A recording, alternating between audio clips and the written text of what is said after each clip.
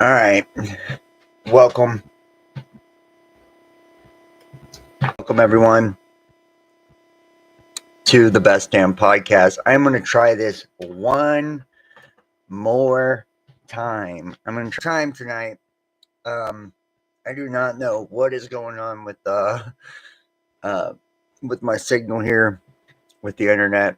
Um, but I had audio problems in the first video. The first live I did, I had audio problems. The second one I did, I had connection issues. So hopefully we can knock this one out and be able to get through an entire live this time. I do want to thank all of you guys for joining me. Welcome to the Best Damn Podcast. I'm your host, John Keene. Wherever you're watching this from, whatever platform you're watching this from, whether this is YouTube, Facebook, wherever, make sure to hit the thumbs up. Give me a thumbs up. Hit the like button. Follow, subscribe, all that good stuff, and share the link. That is the best way to support me is by sharing. It really does. When you manually share, it helps me to get out to new people, and that's just it's huge. It really is. It's huge. Also, keep in mind, we're completely viewer powered. The main reason being because we get demonetized on every platform because of the things that we talk about. So if you would like to donate and support to the channel, you can do so PayPal, Cash App, Facebook Messenger Pay, or joining us over on Patreon. All of the links are in the description and will be pinned at the top of the comment section. And, just like a little kind of announcement, we do have a raffle going on for the rest of the month of June. Everybody who donates and supports for the rest of the month of June, I'll pick a new winner each week. Whoever donates the most in the month of June will win 3 months BDP Ultimate Fan Patreon package. It's like the biggest package that we have. And then I'm also going to select a random person each week, one person for a free Patreon membership. It's 3 months free membership. You get free merch with that, hoodies, t-shirts, coffee mugs, cool shit like that, as well as all the uncensored content and all of the, private playlists. So it's really cool. And also, we'll be giving away free tarot and astrology readings. The minimum on the donations is $20 donations. So say you donate $40, then that's your name goes in twice. So every $20 is like another name into the raffle. And that's how we're going to do this. We're about $100 short of the monthly goal. So hopefully that'll encourage, financial support, as well as get people excited about joining us over on Patreon and booking readings and all of that cool stuff. So, tonight we're gonna try one more time to get into the topic tonight. We've had this Israeli-Iran conflict taking place, and this has really brought up a lot of things for me in particular.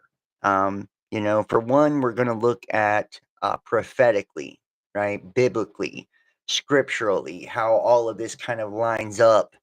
And as far as prophetically goes, we're going to be looking at the Antichrist, the Gog Magog war, the Book of Revelation. We're going to be looking at quite a few different things when it comes to the last days, the end times, and really what season I believe that we are in as a whole here on planet Earth. We're also going to be looking at this from the angle of the United States collapse. Um, I have a video I'm going to share with you guys that's talking about, and it's interesting considering that the United States is this war machine, that the war with Iran could actually trigger an economic collapse, believe it or not, right? I don't know if it's because it will overextend us, financially. You think about all the different players that would be, all the different actors that would be involved, and I do mean actors literally, that would be involved in a conflict like this. Um, we already know, as far as, from what's taken place before this recent ceasefire. You have Israel, which is basically, they're terrorists, right? What they've done to the Palestinians, right now with Iran and the bombings in Iran.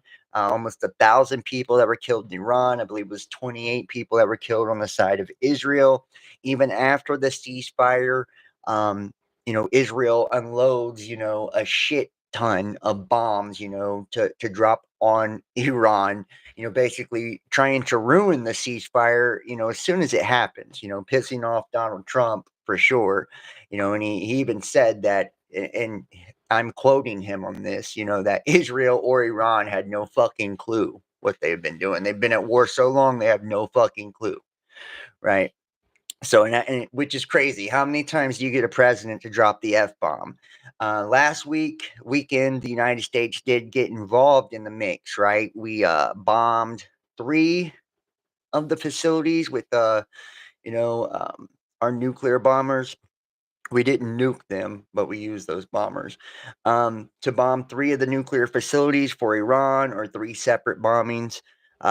Donald Trump said they were completely obliterated, annihilated. Then there were intelligence reports that recently came out that said that it would only set back Iran for a month as far as its nuclear program. So that would mean, they're still very nuclear capable.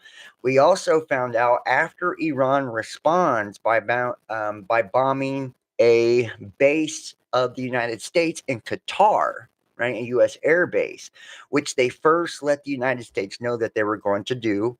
That way we could remove all civilians and soldiers, which Donald Trump actually said was a weak move. I think it was kind of a, it was cool for them to give us a fucking heads up, right? That way nobody died. But I think that was them avoiding, us really dropping the hammer on their ass, right? If they would have killed Americans. But after they did that, the United States has now discovered that, China, North Korea, and Russia have all been involved in, the bombings of the United States military base, as well as this campaign against Israel. So I mean, we see things really kind of, coming to a head. We look at like some of the prophecies, right? Not only has, you have those countries, but you also have Erdogan in Turkey, claiming his allegiance to Iran. The Gog Magog, right, with Israel, and then you look on the other side here with Russia, Turkey, Iran. It's all lining up. It's all lining up, and so many people, you know, um,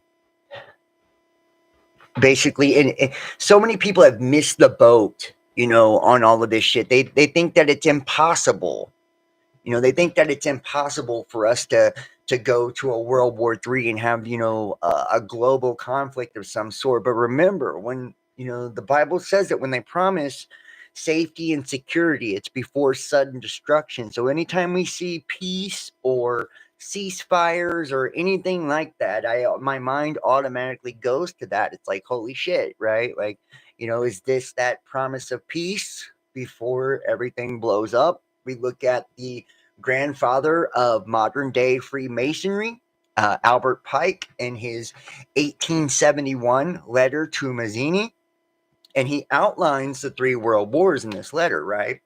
And in the First World War, Second World War, we see the Bolshevik Revolution, which was outlined, the Nazi Party, and everything that took place during the first 2 wars, like, verbatim, right? And then the Third World War was the political state of Israel, the Zionist, against the Muslim Arabic state, right? Which would be your Palestinians, your Iran, right? And that they would fight, basically bringing in all other nations, dividing other nations to the point of mental, physical, moral, economic, and financial exhaustion, right? And that we would also see a social cataclysm between the Christians and the atheists, right? And what do we see with the LA riots, right? The No Kings protest, right? It's all playing out right now. And then you have the political state of Israel and Iran going head to head. It's like bam, bam, bam. It's all just lining up perfectly for all of us to see. And when I hear things about this economic collapse as well, you know, I hear things about the economic collapse as well. Um, it takes me to something I'm sure a lot of you guys are familiar with if you watch this channel. This letter from the ICE agent, the federal ICE agent who killed himself on Pier 40 in New York back in 2016. We're gonna get into that and just so I've got quite a bit, guys, that I want to share. We're going to be looking at the Operation Ajax, which was the original operation of regime change in Iran. We're going to be looking at FEMA. See the head of the Walmart family. What is her name? One of the Waltons.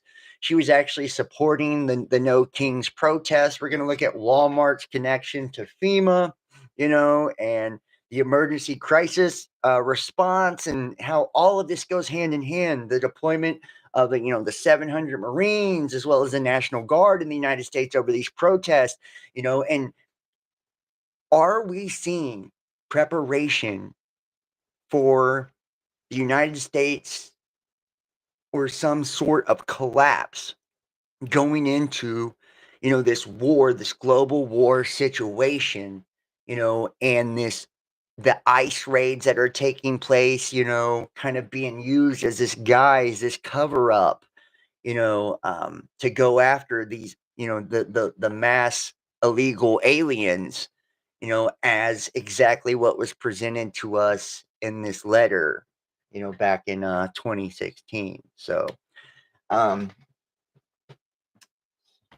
I guess that's where I'm going to start. So, 1 second.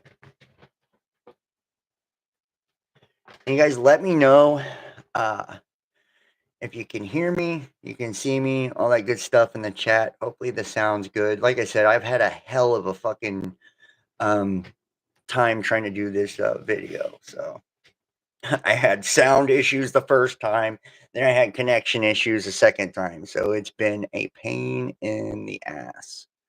So we're gonna put this into your head first. And some of the things that some of you guys hear tonight, especially on YouTube, will kind of be a little bit of review. But for the other platforms, guys, they haven't heard all of my content. They don't know all the things. I've been talking about a lot of this shit for years, man. A lot of this shit for years. I believe that, during Trump's first term in office, what we seen with the George Floyd protest and all of this was a dry run, for what we're seeing now, for some sort of martial law, right? It was a dry run, where they were like basically, doing these nationwide exercises, deploying the National Guard, right? Same thing, curfews in certain cities. I actually traveled, I went to, during all of that, I went to Denver, Biloxi, Mississippi, Baltimore, New Orleans, Dallas, Nashville, Louisville, Cincinnati, Columbus. I was just all over the fucking place during that period of time. And I mean, there was a National Guard everywhere and there was curfews everywhere. It was a very interesting time. And then we seen all of this kind of followed by the COVID shit, right? Which, they told you this was like the new normal, bringing in the new world order. So let's start it off here, and then we're just going to, kind of go through all of this. Hopefully, like I said, I've got some amazing videos, amazing articles, just a lot of cool stuff, documents. We're going to look at, some of the exercises for different forms of martial law and FEMA and everything, because I believe we are in that season, we are in that time, and it's like one thing I hate, and I hate this. It drives me fucking crazy. I'm on all the different platforms. I'm on Instagram, Facebook, X, TikTok, YouTube, all of it, right? So, and I watch, other creators on platforms, well, as much as I can stomach, um, and I see so many people either they have they don't understand the concept of controlled opposition, right? And what it actually means for someone to control, the opposition party, right? And with Donald Trump, I've been saying since his first term that he is a controlled opposition president. That Stalin talked about the best way to control the opposition is to lead them. And when you see us broken down, and this is why divide and conquer is so effective, because we are broken down into different collectives. Democrat, Republican, black, white, gay, straight, Muslim, Christian, so on and so forth, right? These different groups and these different collectives, they have natural enemies, right? Natural opposition and natural allies. That's why everything in today's age is either pro or anti. You're either pro LGBTQ or anti LGBTQ, right? Pro life or or pro choice, right? They're diametrically opposed, all of these different things. This is divide and conquer. Well, inside of each one of these collectives, you have characters, right, that are at the top of the pyramid because they are a pyramidal structure, right? Like the masses are down at the bottom, right? You and me, the people that fall for all this, the sheeple, they're down at the bottom of the pyramid, But you have the figurehead, the guy or girl that is representing the movement at the top of the pyramid. And when they can assassinate that character of that figurehead, they can take out the entire collective, right? Or when they can own that figurehead, they can own the entire collective. And I want you to think, Trump isn't a Republican or a conservative movement. Trump is its own movement, right? It's the Trump movement. Pro-Trumpers, anti-Trumpers, right? They don't call themselves. I mean, you will hear the conservative terms and stuff like that, but he's captured the libertarians, he's captured conservatives, Republicans, he's captured Christians, he's captured conspiracy theorists, he's captured anarchists, he's captured on and on and on, all of these different pro-gun, pro-life, like all of these different groups that would be considered dissidents, right? Political dissidents, right? Or threats, to civil threats to the United States government, as well as, NATO and world governance, right? Like nationalist and all of this. You have to really understand, So whatever comes of all of this, and remember his first 100 days in office, all the different declarations that was basically making sure that nobody could break rank from the federal government without losing their funding or without being in some sort of trouble, right? I believe was for now. If we go into some sort of war and there's a national emergency declared, right? Then the National Authorization, the Defense Production Act, they have a million different ways to do this. Executive Order 13603, right? Different ways to do this, right? Everything falls under the jurisdiction of the federal government. And anybody not, in rank and file, not only loses their funding, but will have their ass in a sling. So let's take a look at this before we jump into all of it. Like I said, for some of you guys, this will be, review, but hopefully, not all of it will. I've got some new stuff too. So, and I did post this over on Facebook, and I think I put it in the community section on YouTube as well. So, after writing a lengthy suicide note exposing terrifying plans the government has for American citizens, a U.S. Customs agent walked onto a pier in New York City and blew his brains out. Sources inside the New York City Police Department have revealed to Superstation 95 the contents of a suicide note found on the body, and they are utterly frightened. The note, which says it was written over the course of a full week in advance, outlines why the officer chose to shoot himself. And this is back in 2016, Pier 40 in New York with a 40 caliber gun. An officer, a federal ICE agent of all people, think about the ICE raids and all of this, unalived himself. And think about the numbers too, right? The 40, right? 40 is representative of the number of Enki, which many people also believe is Lucifer as well, which others correlate to Yahweh. Even I am who I am is one variation of reading the name Enki, right? From the brother, the Anunnaki, Enki and Enlil, right? Jesus, 40 days in the desert. Moses and the Israelites, 40 years in the desert, right? 40 is huge, right? When it comes to, biblical and, the numerical value of this, right? And the symbolism. Okay. Quote, the America I grew up in and cherished has been murdered by its own federal government. Our Constitution has become meaningless and our laws politicized so badly that they are no longer enforced except for political purposes, the note said.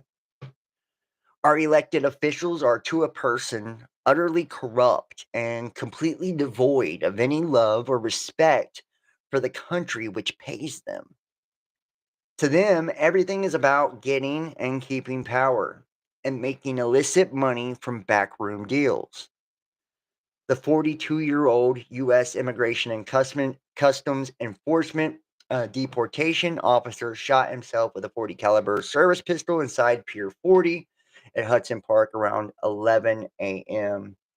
Right? So, keep in mind with the numbers, right? The 42, 40, 40, and 11. So,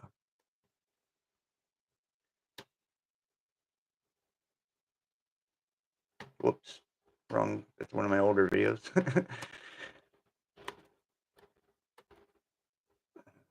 All right, hold on.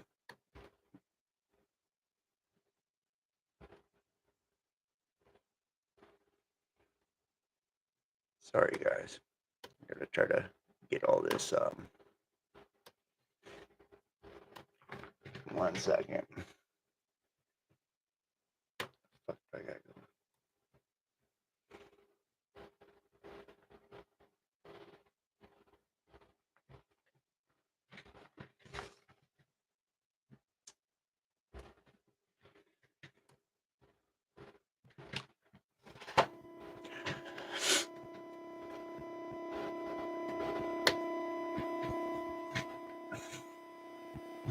It's my last week video. I think I've got it a little out of order, so hold on. All right. If the American people knew what this government was planning, they would rise up and overthrow it. If I or anyone else in the federal government revealed what is coming,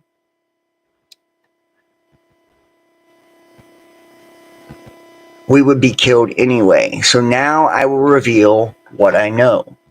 We in federal law enforcement have been drilling for several years to control riots and uprisings from a coming financial collapse and widespread bank failures. The drills involve life sized images of American men, even women and children, whom we are told to shoot for practice and to, quote, get used to it.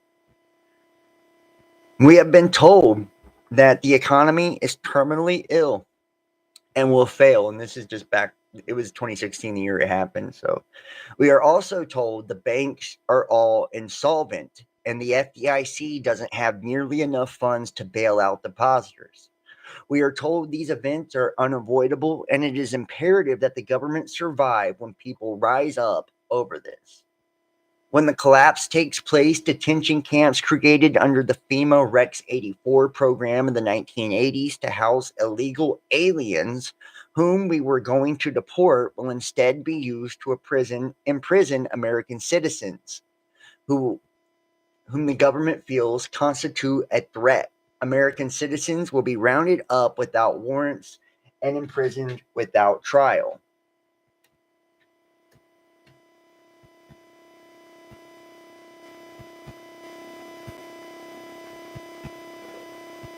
Yeah, hold on, guys.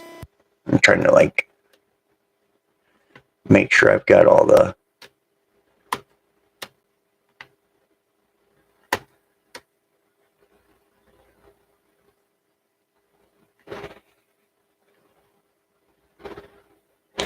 But while the American people patiently wait for things to get back to normal,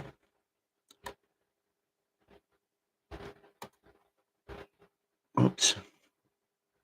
While the American people patiently wait for things to get back to normal, the government will unleash roundups of citizens they deem militant or dangerous, with all civilian communications out and all TV and radio stations taken over by the emergency alert system. Which, keep in mind, back in October of 2018, they instituted the presidential alert system under Donald Trump. I feel like Trump really is the president for this to happen under. And keep in mind the Ingersoll Lockwood books of 1900, The Last President, Baron Trump's Marvelous Underground Journey, all of it, right? And, Israel and the Jewish people's comparisons to Trump, in his first term to King Cyrus, who was the outsider who became the king of Babylon, who was minted on the gold coin. Babylon fell in Cyrus's fourth year, right? And remember, in the fourth year of Trump, back, during his first term, there were 30,000 National Guard troops that occupied the nation's capital during the transition integration project, where they ran different scenarios, right, for Joe Biden to take over power, of the United States. And many people even said that when they were doing like the salute and with the wreath and all of that, when that is pretty routine whenever a new president is brought in, that they actually signaled that, by the amount of shots that were fired and all this. And I don't know if this to be true or not. Somebody have to go back and look at it, from then. But I remember back then this being said that, that a foreign entity, had taken control. And you remember Trump was heavily in bed with the military. A lot of people suspected there was a coup by the military then, that power was transferred to the military. So, with all civilian communications out and all TV and radio stations taken over by the emergency alert system, by the time the word spreads of what is taking place, the government will have already have the upper hand. Federal prisoners to be gassed to death. The note goes into a wide array of very specific plans and does so in extremely specific detail about what the feds are allegedly planning. For instance, it talks about federal prisons. Every federal prison has been outfitted with a lethal gas system. When things go bad, all prisoners in all prisons will be placed in their cells on lockdown. Prison staff will depart the facility, and a certain designated person will trigger a lethal gas system. All federal prisoners, regardless of their crime or their sentence, will be gassed to death in their cells. Once the gas clears, the dead will be removed, and the prisons will then be used to house citizens who fought against the federal onslaught. Remember, Guantanamo Bay and its expansion and all of this, this onslaught we're seeing against, right, illegal immigrants and illegal aliens here in the United States right now. The note makes mention about priests, rabbis, and clerics from various religion denominations who have been recruited and trained to quell the resistance. So the intent is the government to succeed. They have recruited priests, rabbis, and clerics from various religions to quote appropriate scriptures about obeying the government, and they're being trained to tell the people not to fight back, that their best hope is to pray. Which, I mean, honestly, can you, you know, the camps have been equipped to carry out Hitler-scale killings and actual purge of American citizens by the very government which they themselves created and pay for. I cannot be party to this. The note goes on to say they talk about state-level National Guard being disarmed by the feds and over 1 billion rounds of ammunition purchased by the feds and the military over deployed and being shrunk. The government knows the military will rise up to stop this. So our military is being deployed overseas. right? Now imagine the conflicts that we have taking place right now and how, you know, how this could spiral out of control into a world war and, literally every bit of our military be overseas, intentionally involved in foreign fights and deliberately shrunk in size so they cannot be here or help Americans. This is why certain ammunition and weaponry has been removed from the state level National Guard armories, and over 1 billion rounds of hollow point ammunition has been bought by the federal government. The states themselves have been disarmed of military grade firepower, so they cannot defend themselves from the federal activities. That is also why local police departments have been militarized and provided with armored vehicles and weapons of war, the note says. When the inevitable collapse begins to take place, electric power to the entire country will be shut off, as will all forms of communication. All banks will be immediately closed, and no one will be able to get any money because all ATMs will be offline. Credit, debit, EBT cards will not function. Anyone without cash will have no way to get any. The emergency alert system will be used to take over all broadcast stations, and they'll tell the public it's a result of a cyber attack, which literally, they're talking about now Iran could actually, they have a way that they could cyber attack us as well, right? And I kind of read this out of order. I knew I was. But now, why the American people patiently wait for things to get back to normal, the government unleashes roundups of citizens they deem militants and dangerous, with all civilian communications out, all TV radio stations taken over by the emergency alert system. By the time the word spreads of what's taking place, the government will already have the upper hand. Federal prisoners to be gassed to death. Then the note goes on into a wide array of very specific plans and does so in extreme detail about what the feds are planning.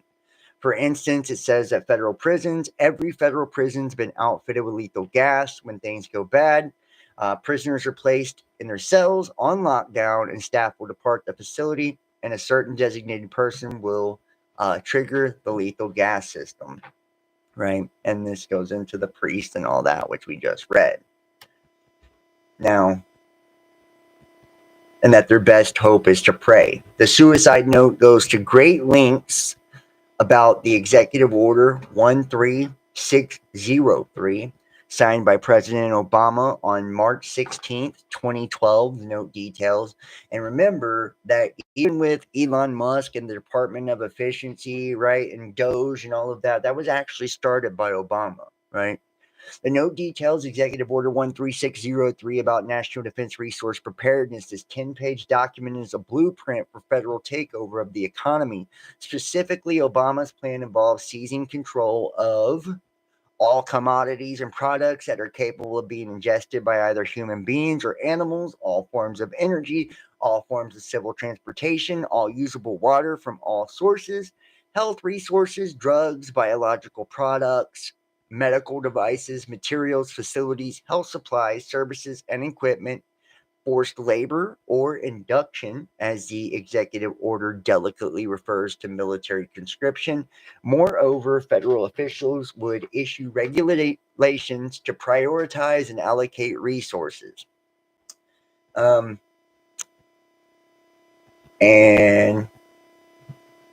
And to be sure, much of this language appeared in national security executive orders that the previous presidents have issued periodically since the beginning of the Cold War, right? But Executive Order 13603 is basically, the big dog of all of them, right? And obsessed with control over everything, Obama's executive order makes no effort to justify the destruction of liberty, no effort to explain how amassing totalitarian control would enable government to deal effectively with cyber sabotage, suicide bombings, chemical warfare, nuclear missiles, or other possible threats, right? And think about it. Iran, nuclear weapons, cyber attacks, all of this, right? There's nothing in Executive Order 13603 about upholding the Constitution or protecting civil liberties. In what circumstances, one might ask, would a president try to carry out this audacious plan? Executive Order 13603 says, with ominous ambiguity, during the full spectrum of emergencies, a database of preppers. The suicide note touches on the subject of preppers. We in federal law enforcement have also been told that the government has a full database of all so-called preppers. Those people will be dealt with first by armed federal agencies coming to take their guns, then their food stocks, so food can be redistributed as the government sees fit. If the dead officer's claims about an unavoidable economic and banking collapse are true, would it then follow that the executive order put in place by Obama might be activated? Would all of us find ourselves in forced labor while the government takes our food and redistributes it under the executive orders paragraph about allocating resources? And as such, this is a developing story, and readers can check back. This could simply be insane ramblings and is not our intent to cause panic or alarm. And while we expect readers to be intelligent enough to discern this on their own, we feel compelled to point out that these could simply be paranoid ramblings of an insane person who offed themselves. On the other hand, it could also be revelations by a person who was so distraught over the ugly truth they took themselves out. So, and they urge everybody to think, to think logically, to use your critical thinking. But now I'm going to kind of show you there are some telltale signs of some of this stuff that could possibly be, you know, uh, in the mix here.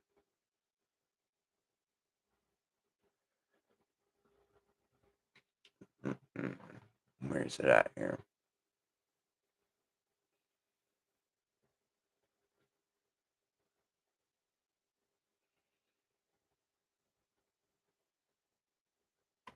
And hopefully we are still streaming. Hopefully looks like we are. So, all right. Thank you for saying you hear me. I appreciate that. I don't know what has been up with all the, the shitty, you know.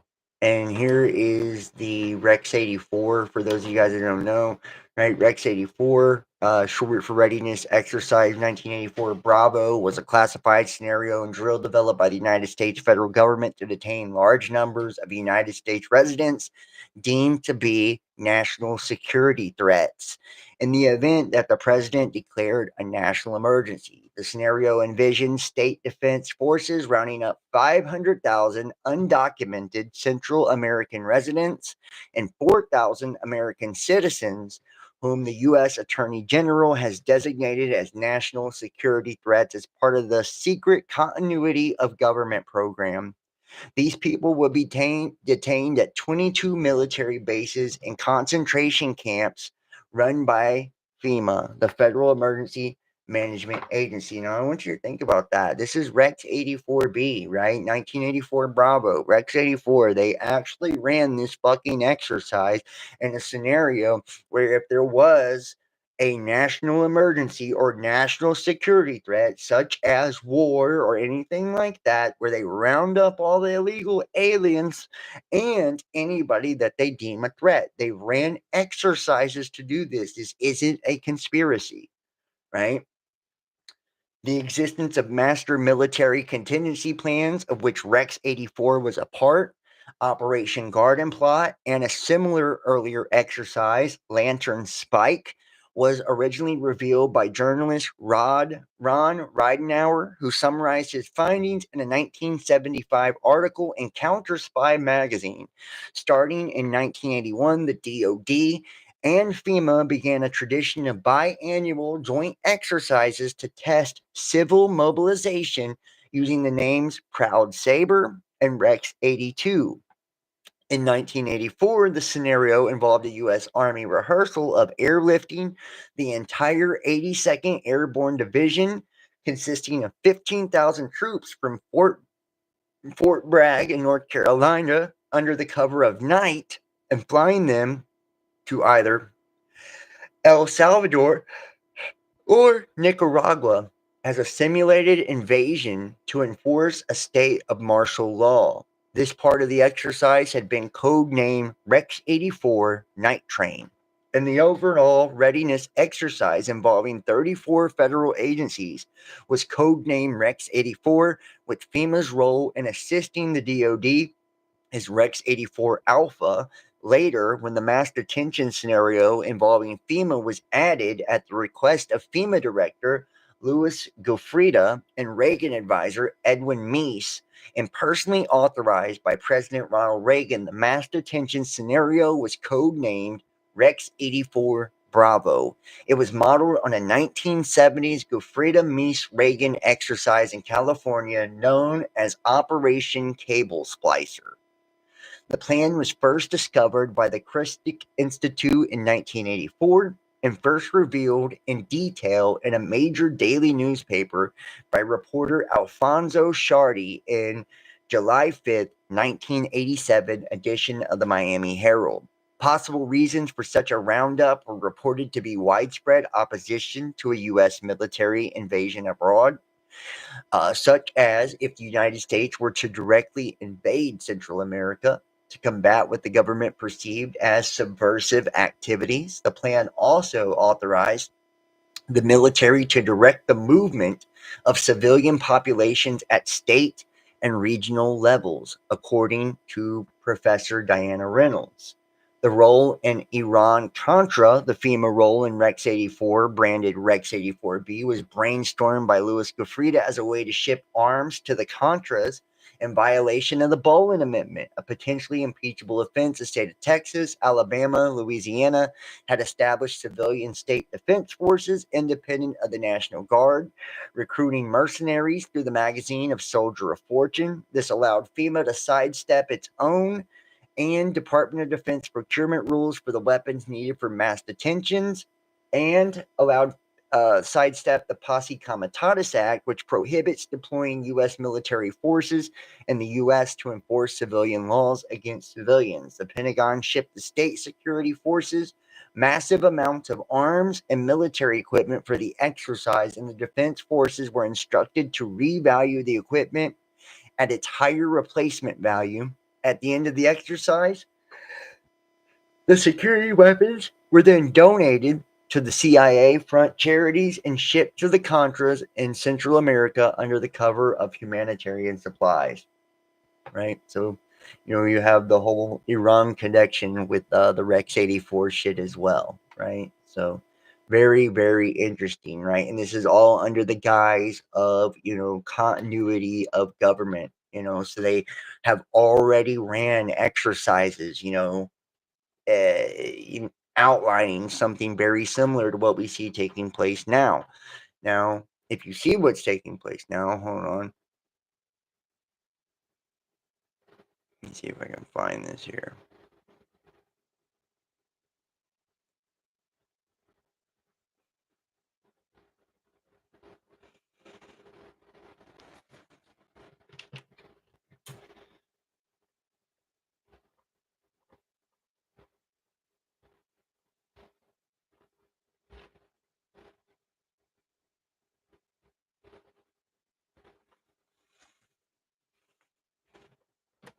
Let me kind of close some of this stuff here.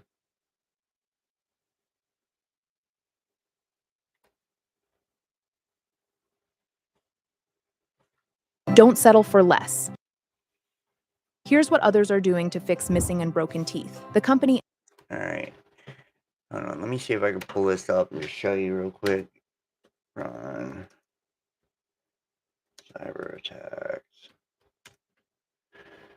Right, see, there you go. DHS, the Department of Homeland Security, warns pro-Iranian hackers likely to target U.S. networks. Right?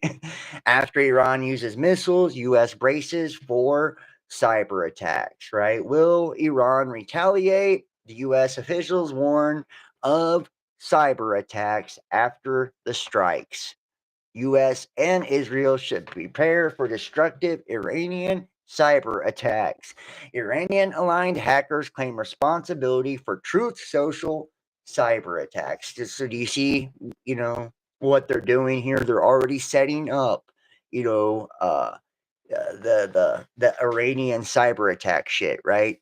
This is how they take down the grid. This is how they take down the banking system. This is how they make everything go dark so they can, put in place, right, to go after these dissidents and illegals, which I want you to see.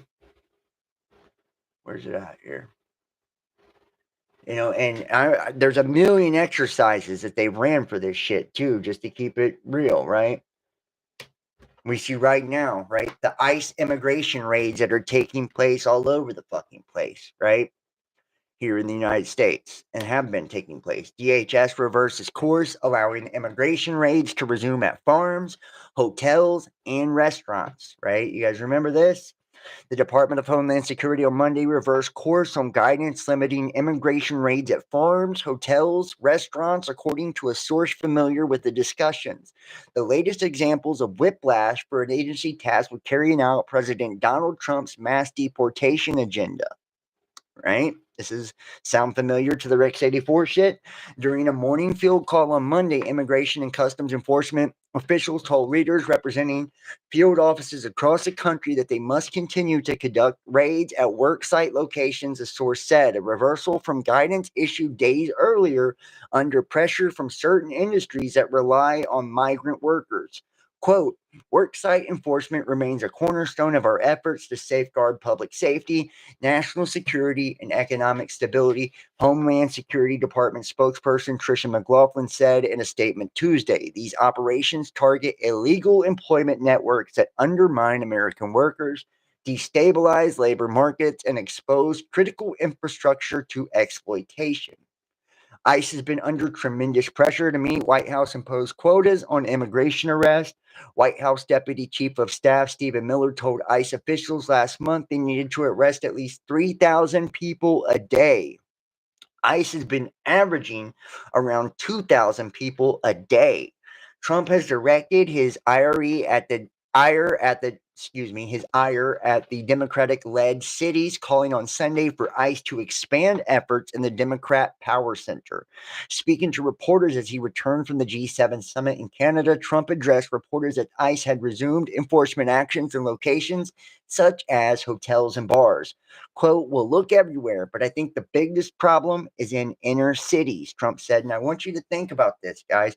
Who the fuck that supports Donald Trump, right, on the right is going to argue with the taking out of illegal aliens and illegal immigrants, right? That was one of the things that he ran on. One of the pillars that he ran on for reelection was, getting rid of illegal aliens in the United States and getting rid of the criminal, right, illegals in the U.S.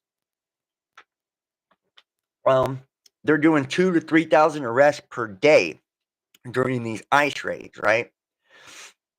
ICE has stepped up sweeps in recent weeks on industries that rely heavily on immigrant workers. That includes local construction company in Exeter, Pennsylvania, construction sites in Brownsville, Texas, flood control project in New Orleans. ICE arrested about 40 people in Nantucket and Martha's Vineyard, two prominent vacation spots in Massachusetts last month. The enforcement operations have created a chilling effect on industries heavily reliant on immigrant workforces such as farms and hotels, which the president appeared to acknowledge last week. Quote, our great farmers and people in the hotel and leisure businesses have been stating that our very aggressive policy on immigration is taking very good, long-time workers away from them, with those jobs being almost impossible to replace, Trump said on Truth Social. We must protect our farmers, but get the criminals out of the USA. Why? Changes are coming. Changes are coming. The administration immigration crackdown sparked protests in Los Angeles earlier this month, which prompted the president to mobilize both National Guard troops and Marines to deal with demonstrations over federal raids in the city. So think about this. Watch, I'm going to show you how all this trickles down to one thing to the next. It's going to blow your fucking mind. And it's going to look like big picture. It's like, are they orchestrating all of this? Is this one big narrative to set us up for the woo as a nation? Protests have expanded across the country, culminating in scores of anti-Trump demonstrations taken to the streets. No Kings protests nationwide over the weekend, right? And what else do we have? You have the ICE Watch, right? Or NYC. They're just showing you all of this, right? Well, all the cities here in New York and all the places in New York that they've hit, right? They even have these They're talking about preparing your communities for ICE and these raids. ICE raids spook New Orleans officials, local Latinx communities. And you can see there's the fucking feds right there, right? And this is putting federal agents, right, everywhere, right? Remember, in the Rex 84 readiness exercise, what were they doing? They were taking out the illegal aliens and the political dissidents, right? Those who they deemed a national security threat. I hate to tell you, you could be on that fucking list. You could be on that list because of your political views and your beliefs. They believing that you're high risk or anti-government or prone to violence or whatever, right? People with a so this is the way I've heard it too. We're going to look at this from a few different angles. That those with media influence or some of the first people to go, they'll be black bagged, even killed, arrested. Those who own guns, just anything that they view as a threat to the system, right? That they need to get out of the way when during this collapse, right? In the hours after a special investigation unit of U.S. Immigration and Customs Enforcement led a raid on a construction site for federally funded New Orleans drainage project, city officials began to sound the alarm that the work site for one of its critical infrastructure projects had been hit. On May 27th, agents raided the construction site for Mirabeau Water Garden, right? So they're hitting literally city employees. They arrested more than a dozen people. This is happening over and over and over, which the Biden administration banned immigration authorities from conducting mass workplace arrests in 2021. Biden ain't sounding so bad if this is what they're actually doing, or getting ready to do with all of this. The site of a large apartment complex in Tallahassee, Florida, the New York City ones, like I just mentioned, right? Just all different types of things that have been taking place in all of these different cities all over the place, right? New Orleans, right? And take a look here. So you have that, right? And now remember what they're able to do as a result of all the federal stuff, right, taking place is they're now having LA riots, No Kings riots, right, protest, all of this. What does that allow them to do as a result? To deploy the Marines and deploy the National Guard, right, to clean up the rioting, to clean up the protesting. And why is that? Because of the Posse Comitatus Act. The Posse Comitatus Act is a United States federal law that limits the power of the federal government and the use of federal military personnel to enforce domestic policies within the United States. Congress passed the act as an amendment to an Army appropriation bill following the end of Reconstruction. The act originally applied only to the United States Army, but a subsequent amendment in 1956 expanded its scope to the United States Air Force.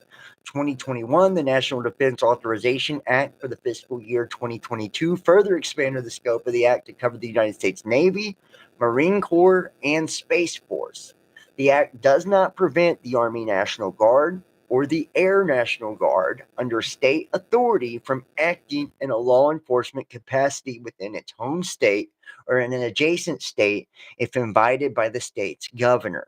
The United States Coast Guard under the Department of Homeland Security is not covered by the act either, primarily because although it is an armed service, it has a maritime law enforcement mission. The title of the act comes from the legal concept of posse comitatus, the authority under which a county sheriff or another law officer can conscript any able-bodied person to assist in keeping the peace. Right? So this is to keep the federal government from turning on civilians. So they do this in the name of safety and security. And then what do you have, right? Marines and National Guard deployed, right, outside of federal property.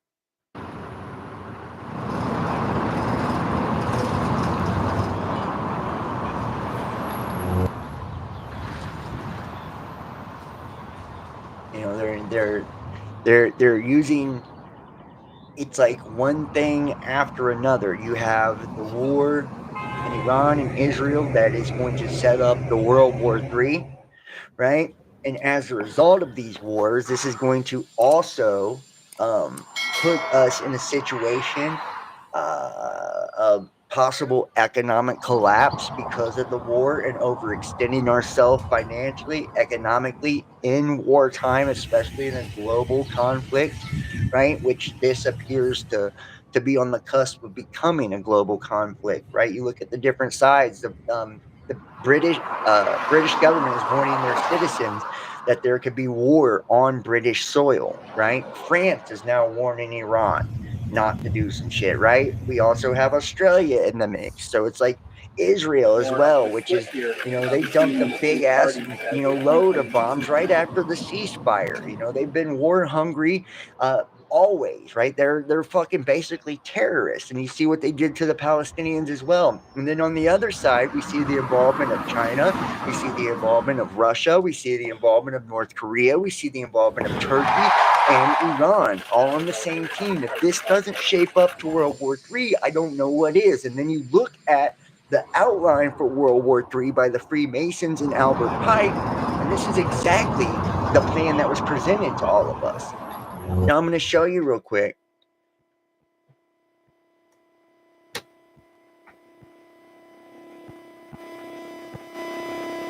Video here. That the economy, doom economy, war in Iran will collapse the U.S. economy. Well, are we about to head into a doom economy? The idea is to get the American public to become sympathetic to engage and sustain their war purposefully, driving up the cost of oil. The main, and according to our next guest, the playbook looks like this. First, the media inundates you with sensationalized imagery and messaging that confirms your biases. Then they plant a false flag. And then they all try to rally around this propaganda to push us into it. Woodrow Wilson, FDR, LBJ, JFK, all of it. We can see all of this. I mean, we've seen this with false flags for years. 9/11, anybody? 9/11, anybody? And let me check why we're doing the little commercial thing on this video. Make sure we're good here. All right. Everybody in the chat, I want you to hit that thumbs up for me too. You guys are in the chat for me. And I will be checking the live chat. Yeah, we only got 4 thumbs up. Hit the thumbs up for me, guys. Here we go. For having me. So can you explain what you mean by the doom economy? How is this good for any president of the United States? We saw what happened with Joe Biden when inflation was soaring, gas prices were up, egg prices were up. The kitchen table issues drove him from power. No? Would conservatives be pushed out of power with a doom economy? I think it's out of the president's hands. I think the doom economy is kind of puppeteered from behind the scenes by whatever you want to call it, the deep state. Everyone's got a different phrase for it, different foreign actors. It's in my opinion, an ancient strain of evil that operates behind the scenes. An ancient strain of evil. Isn't that the truth? To rile the public up to a state of total chaos and confusion to where we, as in like the collective we, feel like we need to be saved by the big parent government. We do this to ourselves. It doesn't just have to be war as we typically think of it. It happened just as recently as COVID and lockdowns. Look how they did widespread mass fear porn during COVID to make people even afraid to go outside. So if they can do that to your neighbor, to your family, the people that loved you the day before, CNN and Fox and NBC told you, you got to stay 6 feet apart from each other. What else can they do? So, you mentioned the idea of false flags and the idea of the media, the stuff I've been talking about, destabilizing a nation or infecting the public consciousness. We got COVID, like I just mentioned, but then we can go as far back as something like 1953, when we used this playbook to overthrow Iran. Right. In the 1953, I actually have the white papers from the CIA from Operation Ajax. So we'll actually take a look at that a little bit later on in tonight's live. That back then with Operation Ajax, when the main CIA guy on the ground in Iran was Kermit Roosevelt Jr. You guys have actually heard me talk about this many times on how this was the beginning of soft coups and psychological warfare operations. Grandson. And they knew even back then, the best way to destabilize a nation is to infect the media, to poison the collective consciousness of a nation, to have them totally turn on their leaders, so then they can start to destabilize it, while then also funding, the quote unquote bad actors of the day. We did it in Guatemala a year after. But this is the playbook, in terms of war. A good example would be, what happened with the Great Depression, what happened with FDR. You can go through Woodrow Wilson. And speaking of the Great Depression, back in 1933, when they started issuing all of this shit with Social Security numbers, changing the gold standard in the US dollar from 1913 to 1933, and all of this, what they did essentially with the birth certificates and the Social Security numbers was created a bond on you and attached to your Social Security number.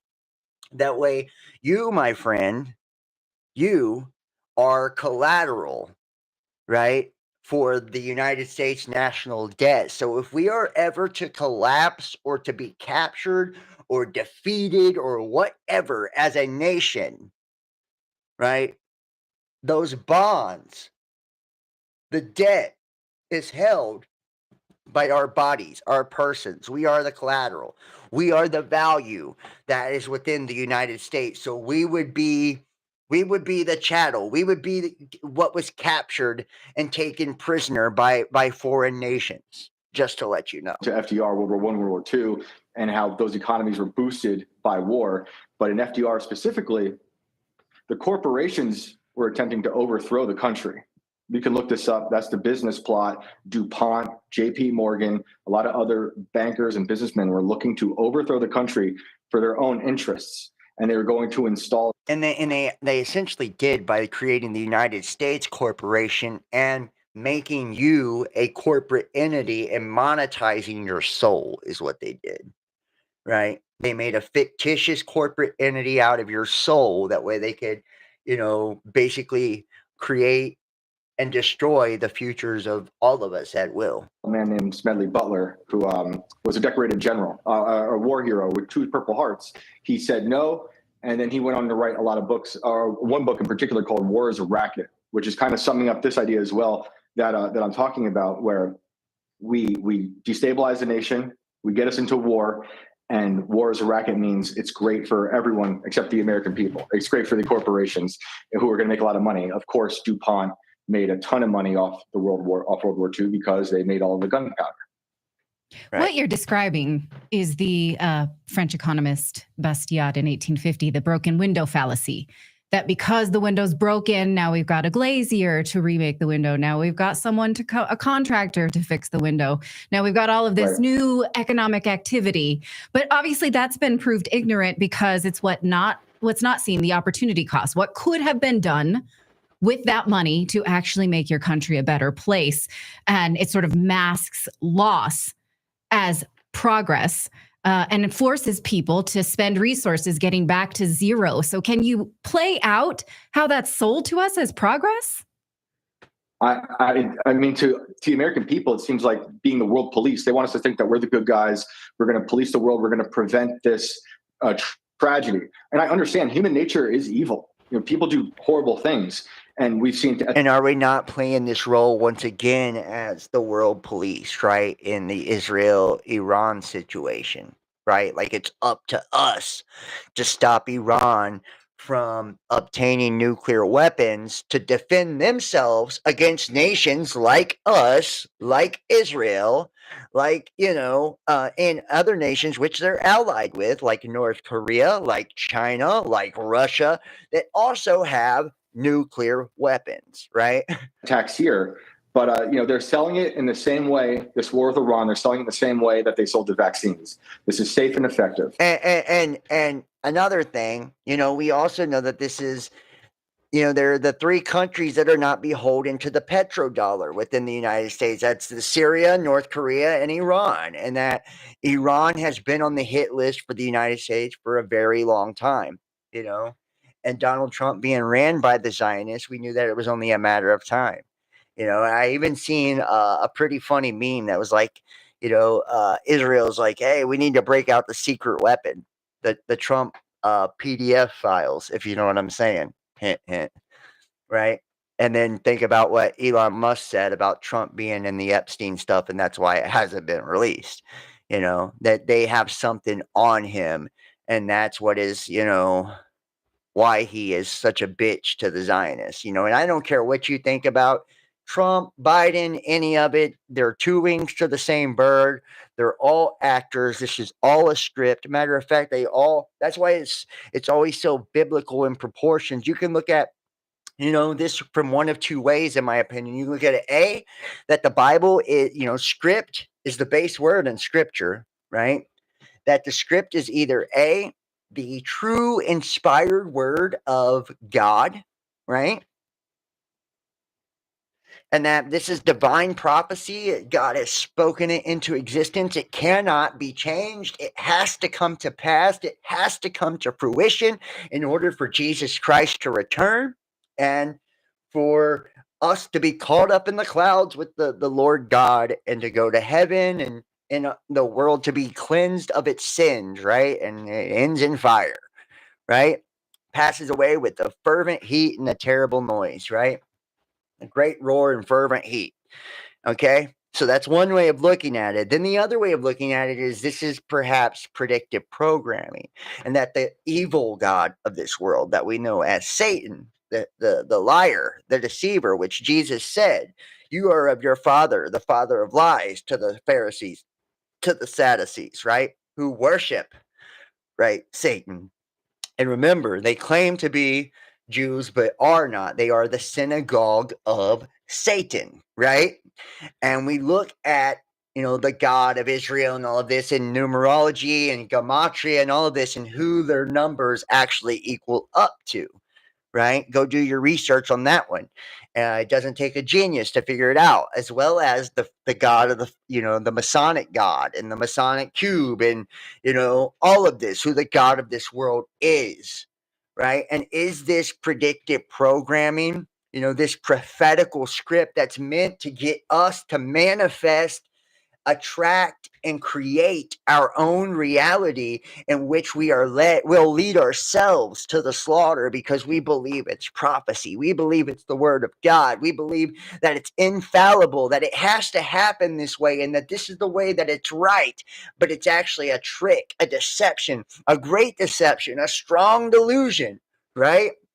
And it talks about in the Bible that in these last days that people would not follow sound doctrine, but they would follow, the delusions from their own mind, meaning they would make up their own version of this shit, right? And we see that the powers that be, those in the world, they believe this. They follow this script one way or another, right? So whether you believe it, whether you buy into the religious stuff or not, is neither here nor there. We know that, the United States is full of the evangelicals, who I like to call churchianity, right? They're not true Christians, followers of Christ or followers of God or anything, right? They are just indoctrinated into the church, and they are in bed. They are connected to the political Zionists and the Freemasons, right? Most of them are Masons, and they believe, because the Bible says that those who bless Israel will be blessed, those who curse Israel will be cursed, that they have to support every wicked and evil terrorist act that Israel follows. And this is where I pose the question to you, then who truly is Israel? And we're going to look at the Bible too a little bit later as we go through this, as we, meticulously move through all of this. I'm going to show you, right, who Israel truly is. Do you believe it is a political state, a satanic nation, right? That is a warmongering nation, a terrorist nation? Or do you believe that it means God's chosen people, because it is an amalgamation of three different words, right? Israel, Isis, Ra, and El, as in a derivative of Elohim, right? Isis is the divine feminine, right? Then you have Ra, which is the sun god, the masculine, right? The paternal. And when you can make your masculine and feminine balanced, right? Your emotions and your mind balanced, right? your soul and your mind balanced, all these things are balanced, right? Then it's El, which is the name of God. You can embody the spirit of God, right? Or activate the God within you. You're going to be safer off if we do this now. I just don't buy it. And you just talked about the broken window. Unfortunately, we know through history, we've broken the window on purpose to get into the wars. You know, again, you talked about false flags. They were willing to do mass casualty events on the American people, the Joint Chiefs of Staff, during the Cuban Missile Crisis, during that time with JFK. Which we also covered that as well. Operation Northwoods and shit like that. We've covered that on this channel as well. We talked about the Cuban Missile Crisis, and we showed you all the different things that they were trying to perpetrate against United States citizens then on this channel. And blame it on Cuba, right? So that's one of those instances of, hey, let's break this window, and then we're going to go fix that problem. They're going to make a lot of money on it because war is great for the economy, but the people will be suffering. We're going to send men and women out to war. We're going to waste all this money on it, and the new corporations of the day are going to make the most money. Silicon Valley is going to do great. You know, Andrew. And keep in mind who is in bed with Silicon Valley. Donald Trump, when he was inaugurated, who did he have at his inauguration? He had the head of Google. He had Elon Musk, the head of X and SpaceX, and which he also does his boring and drilling company for the deep underground military bases and tunnel systems, and his NASA scam that he does for the world under the SpaceX, and his rockets named the Dragon, right? All of this shit, keep in mind, right? He also has the number one conservative platform in the world in X, and even though they fell out, and he said that the reason they fell out is because this big beautiful bill in which AI will not be inhibited in one bit. It's got free reign for development. It can't have any restrictions placed on it for the next decade. Right? They've also given AI the power to make medical diagnosis. It's in charge of nuclear weapons, all of these things, right? And then think about Operation Warp Speed and the rollout of all of the things that are taking place. And I was like, I want to ask you, do you really think he's on your side? Do you really think that Trump's on your team? Do you really think that he's not part of controlled opposition at this point in the game? In his first term in office, 1 month into the shit, he was doing the fake chemical attack shit on Syria, just like Obama had done, right? And you bought into the fact that, he fell under the pressure of the globalists. No, he was always meant to do this, Think about the Antichrist and how he deceives all of the Christians, right? All the Christians are deceived by the Antichrist. Who is the most deceived class of people, group of people by Donald Trump today? Tell me. Who is it? It's Christians. Bar none. Hands down, it's the Christians. Don't tell me it's nobody else, because it's not. And it's the churchianity Christians, the ones that are right in bed with the fucking Zionist, right? The ones that believe in the Schofield Darby Study Bible and the pre-tribulation rapture nonsense, right? That because they follow the delusions of their own mind instead of sound doctrine, right? Those Christians. And see, and this is where cognitive dissonance starts to kick in, because people can't accept what the truth is. They can't accept none of this because it's like it's too much for them. Their emotional side starts to kick in whenever it comes to the religion, their political belief. They say, nope, he's wrong. Nope, that's not true. Nope, it's bullshit. They don't have a reason of why it's not true. They don't have a reason of why it's not wrong. They have anything to disprove what I'm saying. No fact, no scripture, no nothing to counter what I'm saying. It's just wrong because it's wrong, and it's wrong because it upsets them emotionally, right? That's why it's wrong. And then cognitive dissonance kicks in. They get into an emotional state, and once you are in an emotional state, the logical side of your brain kicks off, and you can no longer think logically and clearly and critically think about a situation anymore because you're in your feelings. And that's how they keep getting all of you. That's how they keep tricking all of you. That's how they keep burning all of you. That, as well as another one method of mind control, which is repetition. They just repeat it over and over and over. He's taking down the deep state. Arrests are coming. He's taking down the deep state. Arrests are coming, right? Where we go one, we go all. Trust the plan. No. What the fuck is wrong with you? Arrests are never fucking coming. There's no plan to trust. The only plan is your demise as you're being walked to the slaughter.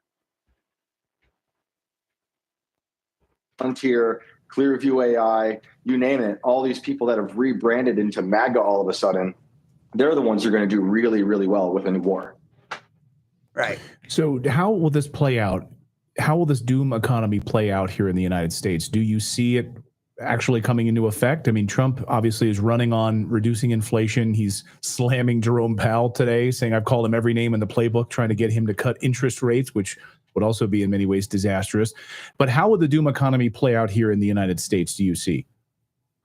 Well, I feel like we're already in it. I think this country's been totally mutilated since COVID. I mean, we can go back decades prior, but COVID shut down the entire world. Everyone was sent home. So we've kind of been ground down to the bone. I think we're in it and we're experiencing the consequences of it now. And like you mentioned earlier before this segment that the MAGA is fracturing. You're watching that happen right now. Not that I care because people are standing on principle, but you're seeing the entire base totally fracture. So it's going to come down to the president saying, which he has always said, I don't want Iran to have nuclear capabilities. And then he's going to say, he's going to do it whether or not we like it or not, because he's got intel. Now, I'm just, because maybe I'm too paranoid, I am skeptical of that intel because he's surrounded by a lot of people who also did the weapons of mass destruction. So right. We know how that Iraqi right? freedom. So yeah, I think we're already there. And I think what's going to happen next is they're just going to inundate us. I'm seeing a lot of people get bloodthirsty. Ted Cruz is all about it. We're seeing, obviously, we're not surprised with Lindsey Graham or Nikki Haley, but that whole faction is coalescing around it must be war, whatever that looks like. But that's what the Republican Party does. They are a war party, whether you're liberal or conservative. Traditionally, it is the conservatives that push for war. Right? Think about Bush and all of them, And I'm neither, so I don't want to hear that dumb fucking shit in the comments. I don't care if it's on a Facebook comment, a YouTube comment. If you say it in the comment section, I'll just block you because you're stupid. I don't go with either party. I don't give two fucking shits either way, right? Neither side. I don't like Obama. I don't like Biden. I don't like Trump. I don't like none of them. This two-party paradigm is a fucking illusion. It's a scam. We're already at war. Like, we're already assisting everyone. We're doing all these different things with defense. So, in my opinion, we're there. It's just not boots on ground war yet. Right. Well, the media. Not boots on the ground yet, right?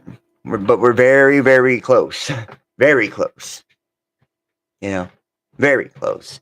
And as I kind of keep the fucking ball rolling, right? I'm showing you here how all of this is going. And remember, too, not only does the Antichrist deceive all the Christians, right? He takes a fatal wound to the head and lives.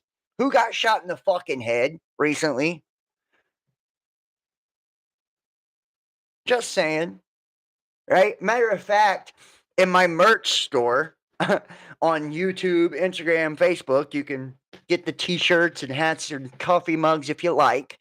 I had the Illuminati card of Donald Trump, the Enough is Enough Illuminati card, right? Anywhere you go, anywhere you stay, our snipers can drop you. Have a nice day, right? The Illuminati card game where they're talking about an attempt on his fucking life, right? Pay attention. Ingersoll Lockwood, 1900, the last president. They've been telegraphing this shit to you, right? And it's like, why is nobody watching? Why is nobody listening? Why does it take so fucking... And I'm sorry, but all the new age motherfuckers, right, that you watch on TikTok and Facebook and YouTube and all these platforms, they are deceiving you. They are deceiving you. I create my own reality, so if I don't pay attention to it, then it's not real. No, fucktard. If you don't pay attention to it, then you just don't pay attention to it. It still happens. We're in a shared collective reality. right? You may have your own perception of said reality. You may be responsible for individual energies, but you are in a collective shared experience. And if bombs drop, you will be just as affected as my ass, whether you believed in it or not, whether you were aware of it or not, whether you prepared for it or not. It's not doom and gloom. It's not fear porn. Matter of fact, what really chaps my ass is that people fear what they do not understand, right? So when you're caught off guard, that's when you fucking go ape shit, and you're like, you're scared shitless because you wasn't expecting it. You were believing that if you just, buried your head in the sand, that none of it would happen. And there's no difference from the people that are sound asleep, that bury their heads in the sand on a daily basis, hiding from the reality, hiding from the truth, hiding from the darkness, hiding from the serpents, hiding from, everything out of fear and ignorance. There's no difference when you using your toxic positivity, bullshit spiritualization of the ego as an excuse to hide and bury your head in the sand as well, right? Just because you're spiritual, it doesn't give you a fucking excuse to bury your head in the sand too. I see people use the spirituality thing on so many different fronts to justify being sacks of shit. Flat out. Right? This is self-love. I have to put myself first. No, you are a selfish fuck. That's what you are. Right? Stop using spirituality to justify being a terrible person. Stop using spirituality to justify being ignorant. Hiding from the truth, burying your head in the sand, being greedy, being selfish.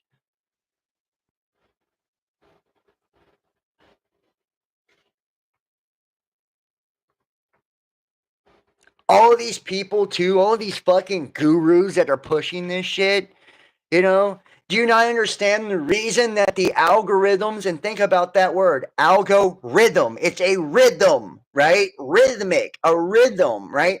Like music, right? It has a rhythm to it. You're being brainwashed by the rhythm, right? The algorithm, right? That's being fed to you. It's hypnotizing you. The rhythm is hypnotizing you. And it's putting you in a slumber. It's putting you in a state, an altered state of consciousness. The algorithm can change the way you feel, change the way you think, your fucking beliefs, your emotional state, your mental state, and the frequency of your consciousness. Right? So when you're watching the garbage nonstop and it's being fed to you by all these fake ass gurus, right? Claiming to be spiritual teachers and leaders, which none of them have ever ascended to the heavens themselves. So they have no better point of view than you do, right? And they give you all this bullshit of like love is the strongest vibration and all this.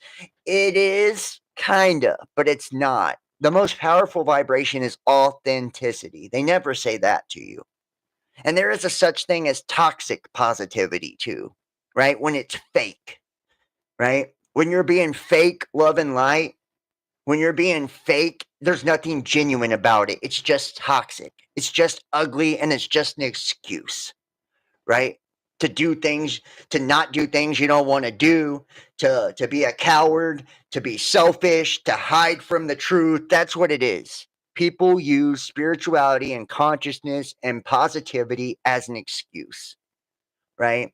And I'm telling you, that is the biggest poison today in the truther community is that shit right there. And I'm sure they would love a person like me. They think I'm the worst. I don't care. I am the worst, right? I'm a regular ass fucking dude, a regular ass person. I don't try to pretend like I'm floating on a cloud somewhere or like I don't cuss or like I don't have problems or like, that's stupid. It's stupid. We're all in this together. We're all in this together. We'll never ever, those who don't learn the lessons from the past are doomed to fucking repeat them. You know, how can we warn anybody else if we're hiding from it all, pretending it's not happening? You know, because we don't want to lower our frequency. It's like, give me a break, dude.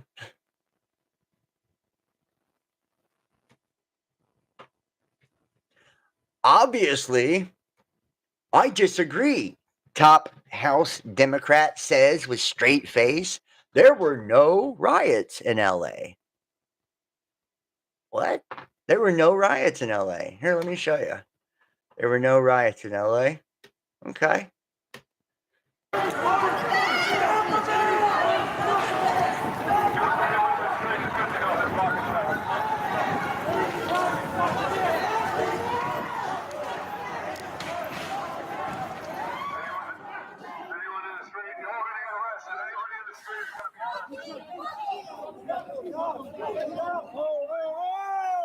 Why y'all doing that? Yo, his glasses, his glasses, his glasses, his glasses, his glasses.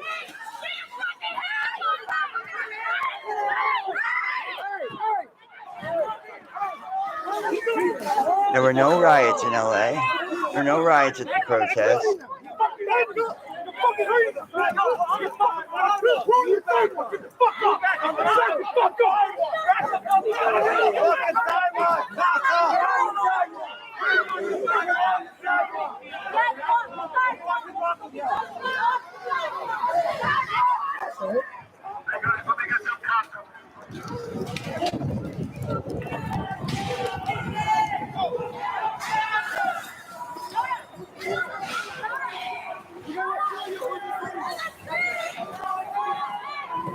Notice them in the white vans and everything else.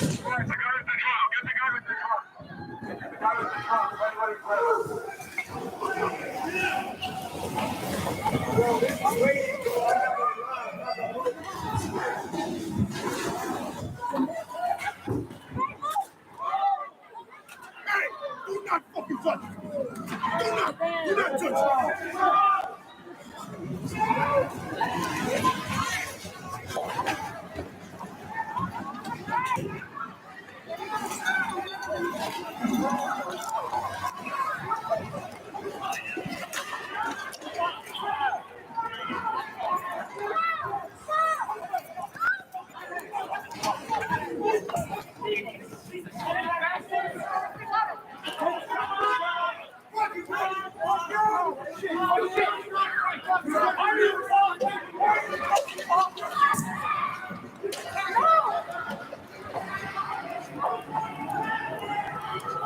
See, and this is a perfect excuse to, you know, to deploy the National Guard and the Marines, right? Like I said, posse comitatus. And remember, Trump, back in his first term, was trying to suspend habeas corpus, which is the due process, right? You better recognize, motherfuckers, the shit is real. You know, the shit is real. I believe that, you know, George Floyd were exercises, COVID-19, you know, this is them bringing in the new world. You know, the new world order, the new normal.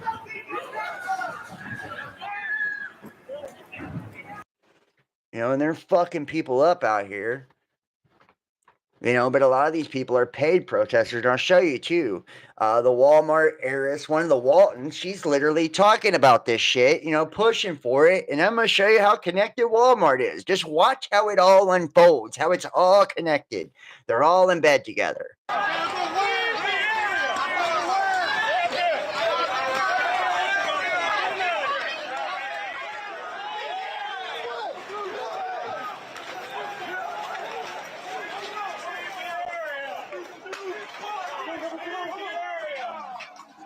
By the way, I'm not the news.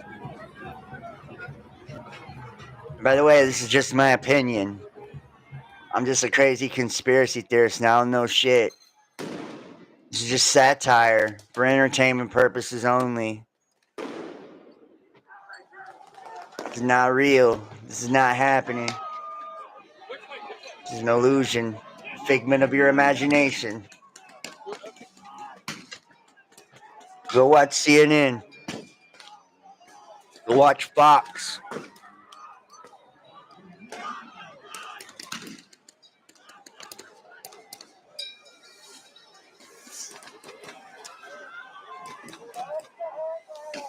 Go call one of those 1-800 numbers and have somebody pay for a prayer for you or some shit.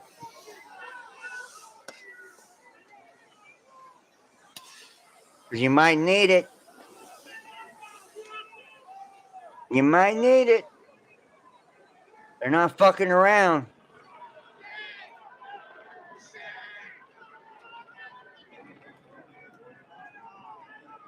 You guys see the let me see if I can pull it up here. I've got one more I want to pull up here.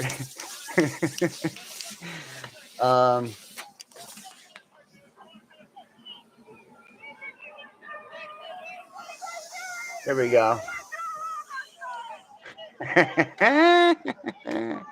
Here we go. After hours of standing off, this situation has now rapidly deteriorated. The LAPD moving in on horseback, firing rubber bullets at protesters, moving them on through the heart of LA.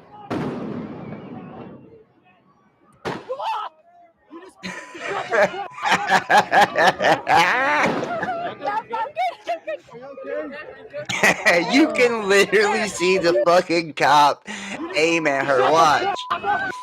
Watch. She's literally talking about them firing rubber bullets at protesters, and you can watch the fucking cop literally turn, aim right at her. Right here. This dude right here.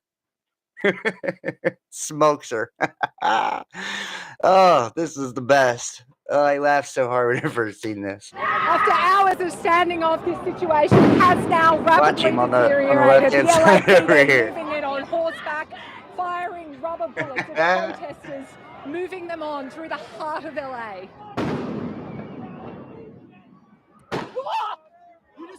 Shut the fuck up! You okay?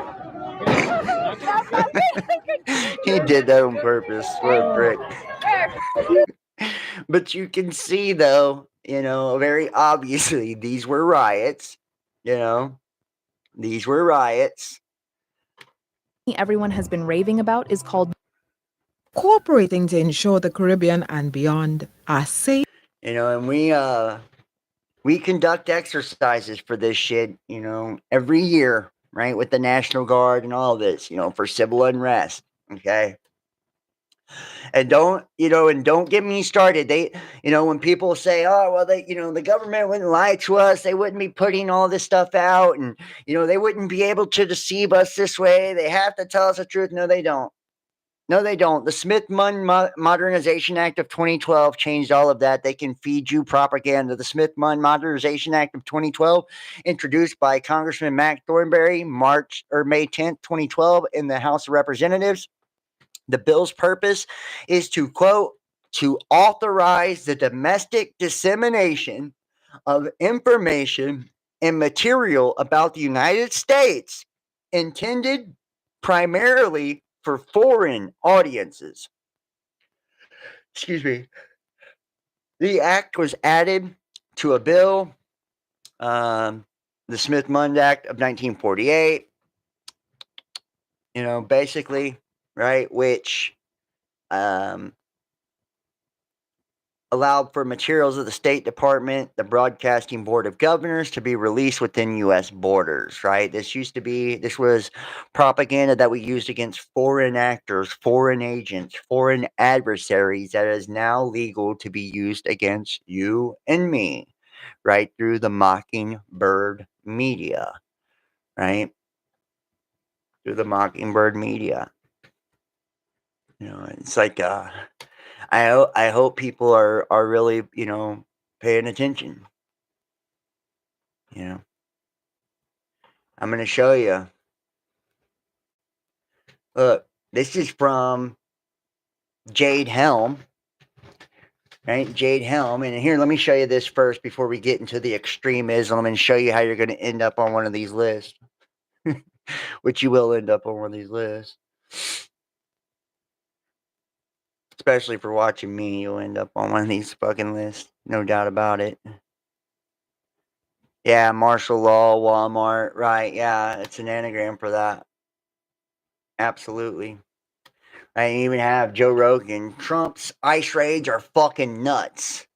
Podcaster Joe Rogan criticized President Trump's mass deportation policies in a recent podcast episode as immigration raids continue to sweep the country. Immigration raids took place across LA earlier this month, resulting in mass demonstrations across the city. Right? Even Rogan is talking about this shit, clouded in mystery how ICE became a rogue agency that does Trump's bidding. Shrouded in secrecy, the U.S. law enforcement agency has become a kind of domestic stormtrooper for MAGA's agenda.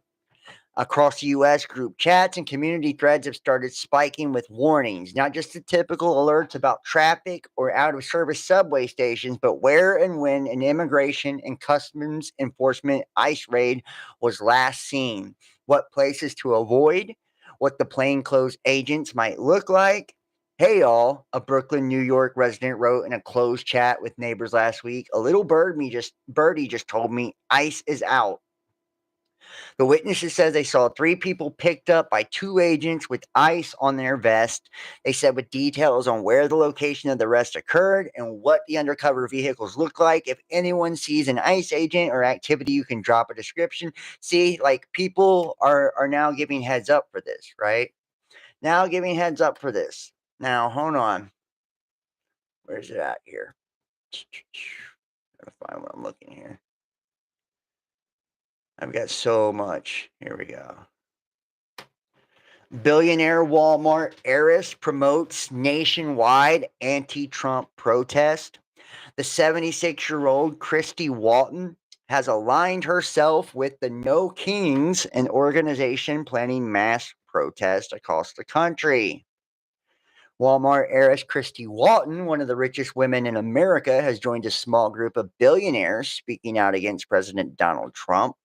The 76-year-old Walton, who is worth an estimated $19.3 billion, according to Forbes, paid to take out a full-page advertisement in the New York Times on Sunday, calling on readers to mobilize. On Saturday, June the 14th, the advertisement appears to be an escalation of one she paid for in March. What? She paid for in March. The Walmart billionaire heiress paid for the fucking ad in March, calling for people to mobilize on the No Kings protest. In March, she paid for it. At the top of the ad are the words, No Kings, which appears to reference a political organization that's coordinating hundreds of anti-Trump protests across the U.S. this Saturday. The same day, Trump is slated to host a military parade in Washington, D.C.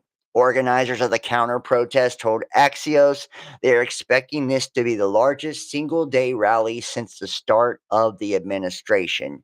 No King spokesperson Andrew Cook told Forbes there will be more than 1,800 events across the country.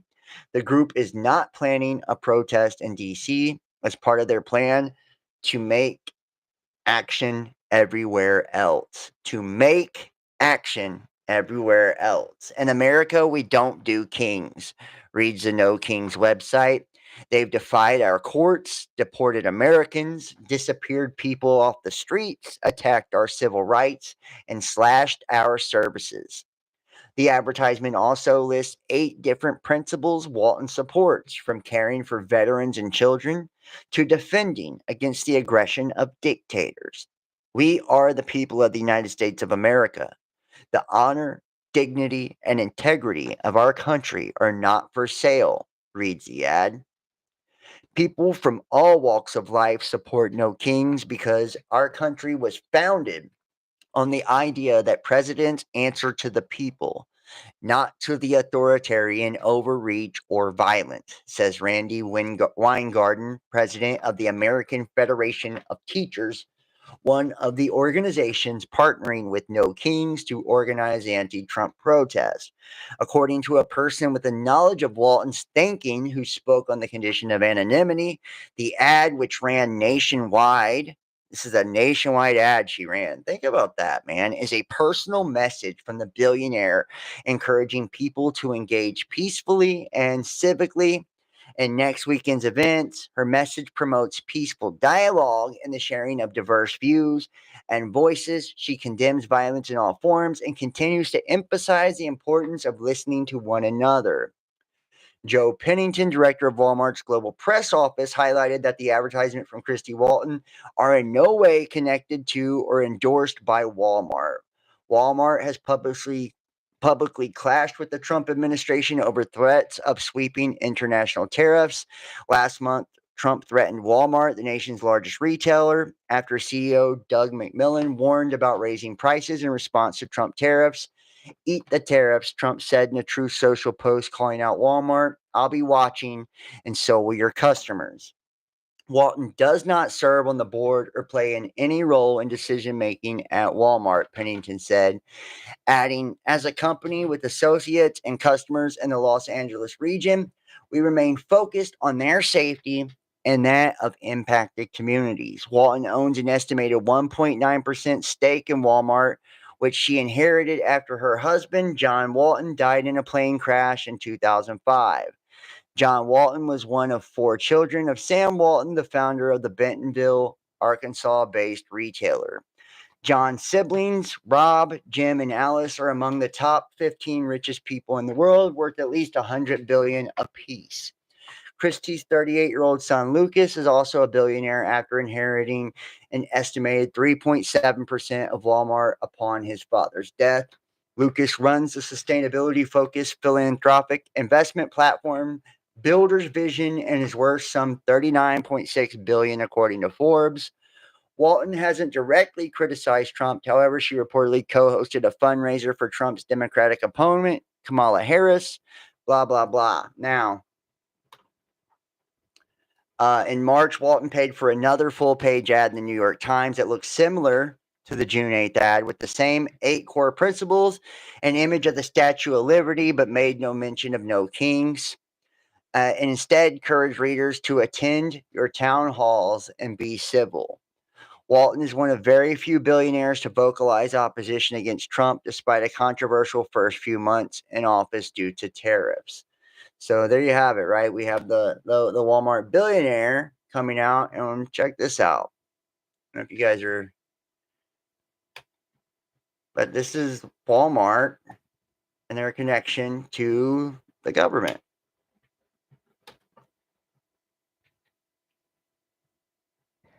Hi, I'm Janet Napolitano, Secretary of the Department of Homeland Security. Homeland Security begins with hometown security. That's why I'm pleased that Walmart is helping to make our communities more safe and secure. If you see something suspicious in the parking lot or in the store, say something immediately. Report suspicious activity to your local police or sheriff. If you need help, ask a Walmart manager for assistance.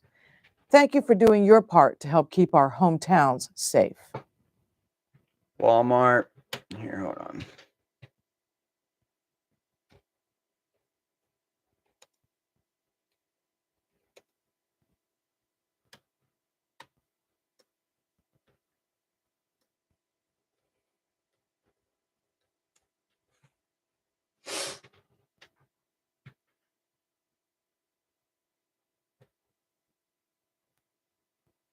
As you can see, Walmart's part of the federal government, partnered with FEMA, the Emergency Crisis Response, Emergency Management.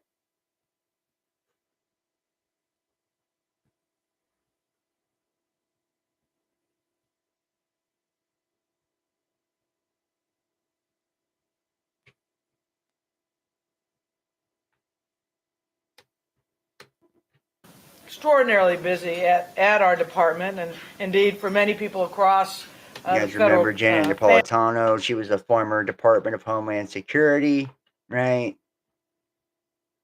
They've done all the representation for all of this.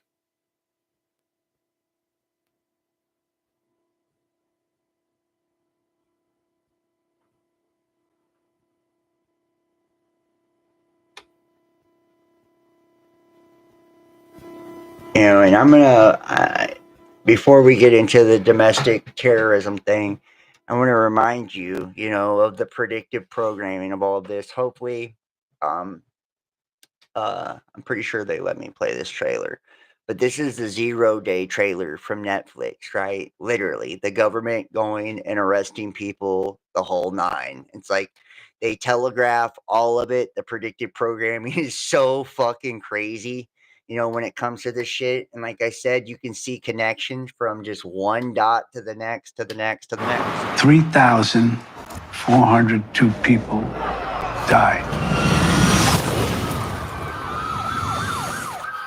on 0 day. Absolute nationwide terror. Computer systems completely hijacked. A significant number of casualties. Every phone in America displayed the same haunting message. This will happen again. Mullen, thanks for coming. Madam President, so what's the plan? Congress is authorizing a special 0-day commission, hunting down anyone who aided and abetted this horrific attack. You're just going to grab people off the streets without warrants. Actually, you are. This is the greatest affront to civil liberties ever attempted. Ex-President George Mullen is not only a wannabe tyrant, he's a deeply troubled man. Sound familiar? On to you, Georgie. Sir, is there something going on here that you're not telling me about? Prove to me you are of sound mind, or I will tell the country that you are not. If the mob storms the castle and comes for all of our heads, everyone's going to be in trouble. Do you think he's being set up? Another attack could happen at any moment. I'm worried that you don't have this under control. Well, I run this investigation, not the White House, not the CIA. If the public finds out how deep this really is, I don't think we survive that.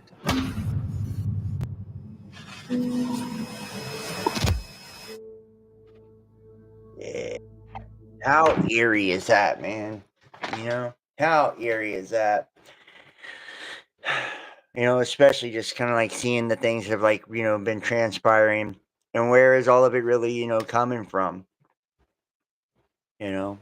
This Iranian missile barrage strikes Israel after deadline. Trump announced for ceasefire passes. U.S. President Donald Trump announced that Israel and Iran had agreed to a complete and total ceasefire soon after Iran launched a limited missile attack Monday on U.S. military base in Qatar, retaliating for the American bombing of its nuclear sites. But the status of a possible ceasefire remained tentative after Iranian missile barrage struck Israel after a first deadline for the proposal. The Iranian barrages sent Israeli hurrying into bomb shelters as the sun rose, killing at least 4 people and injuring 8 others. Israel's Megan David Adam Rescue Services said Israel has yet to acknowledge Trump's proposal, but this has already happened. So they've already entered into the ceasefire. And since the ceasefire, we've seen Trump, going off on them, which let me pull that up here.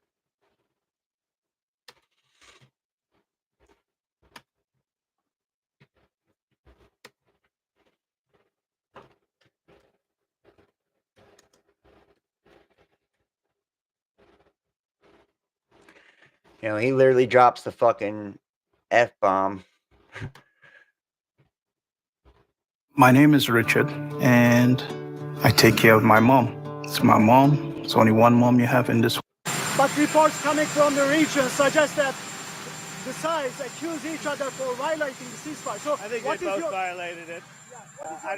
I'm not sure they did it intentionally. They couldn't rein people back. I don't like the fact that Israel went out this morning at all, and I'm going to see if I can stop it. So as soon as I get away from you, I'm going to see if I can stop it, okay?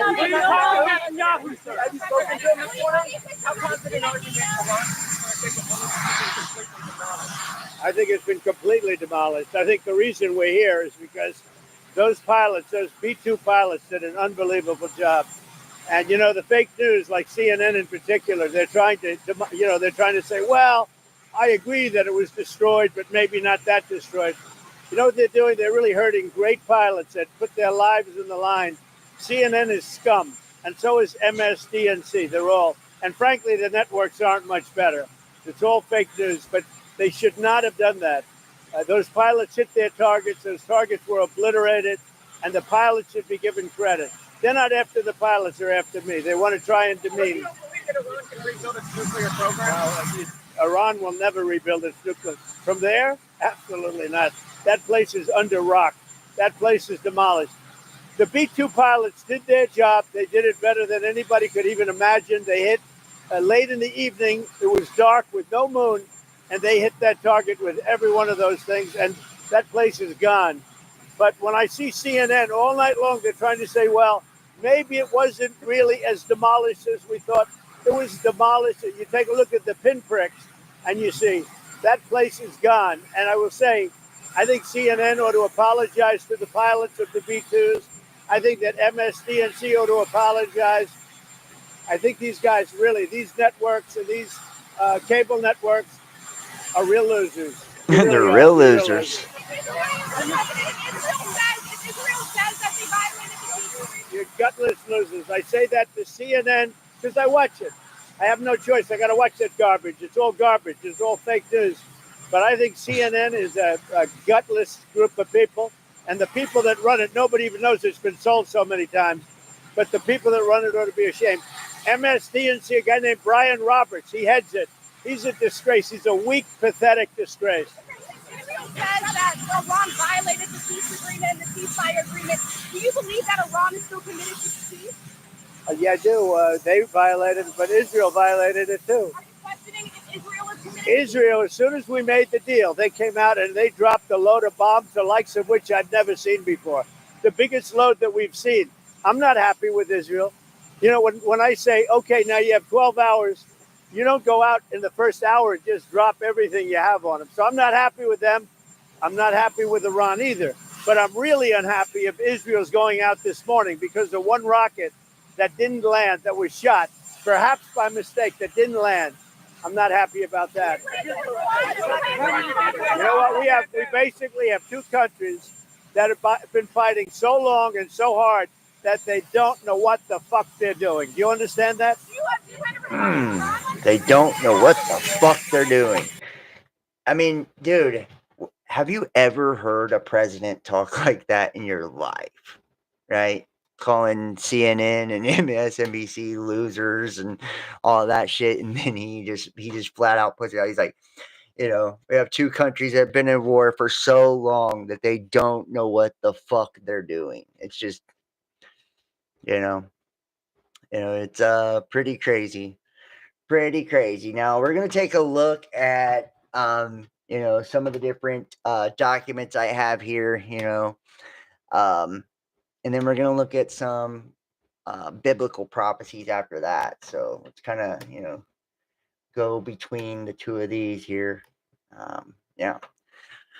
So this is and when does this come from? This is page 4. This is the program on extremism, conspiracy theories, in the Patriot Militia Movement. This is from May 2017. Think about that. This is fucking crazy.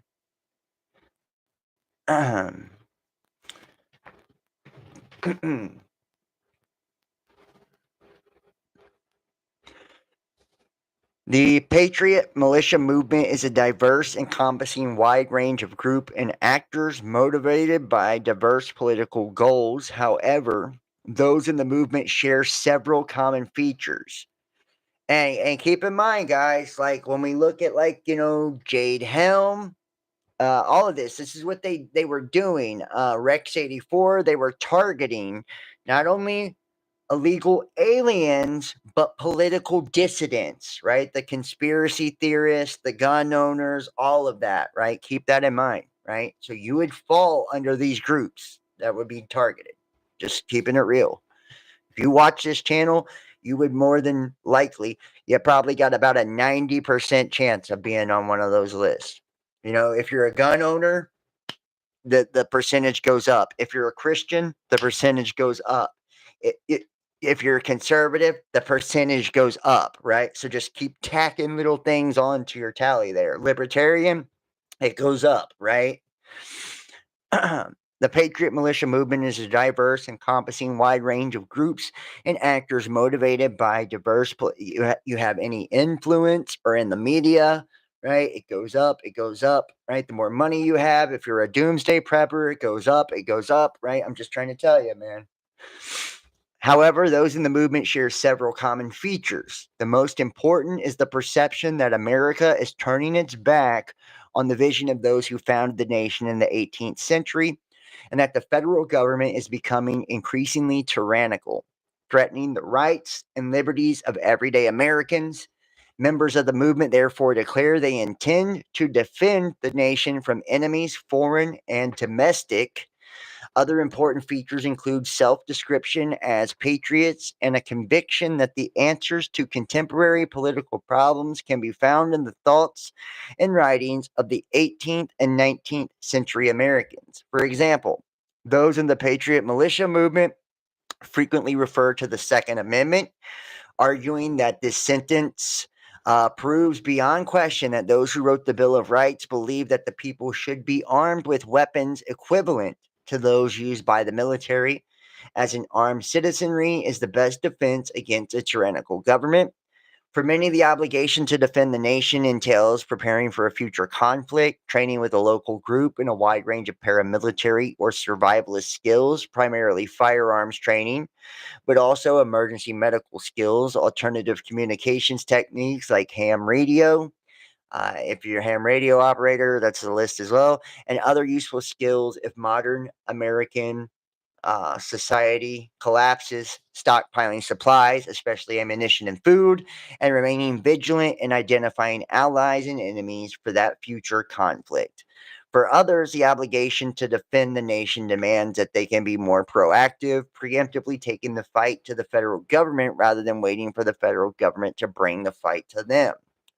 Regardless of whether defense only requires preparation at this point or demands more proactive steps, it follows from the common identification of threats by those in the Patriot Militia movement. Often the description of these threats constitutes a conspiracy theory.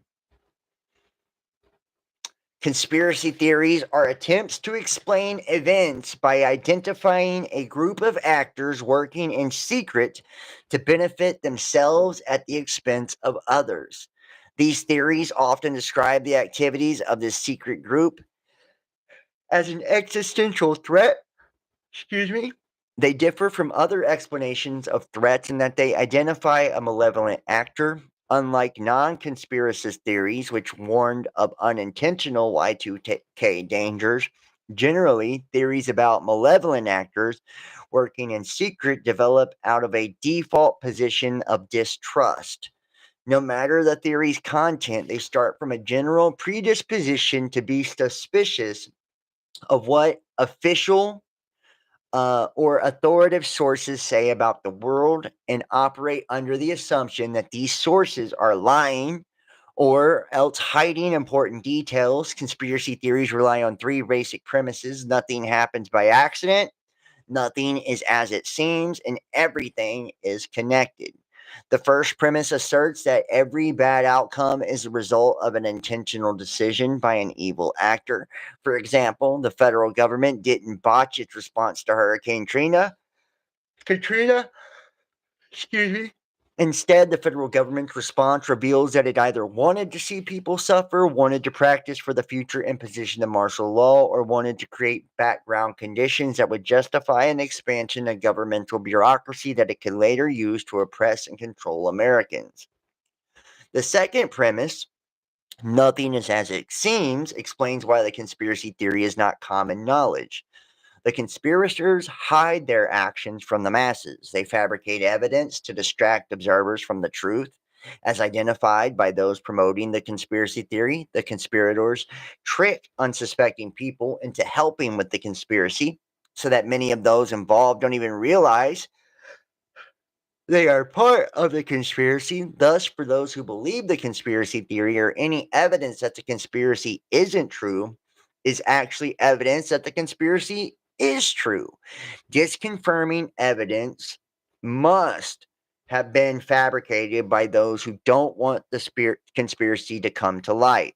For example, after then President Barack Obama released his long form birth certificate in 2011, conspiracy theories that argued that he was not a U.S. citizen added the new detail that this document must be fraudulent, claims that resurfaced in 2016 with a press conference held by Sheriff Joe Arpaio of Maricopa County, Arizona. This treatment of evidence means that conspiracy theories are not falsifiable. Though they claim to be testable by the accumulation of evidence about the observable world, belief in a conspiracy theory ultimately becomes a matter of faith rather than proof.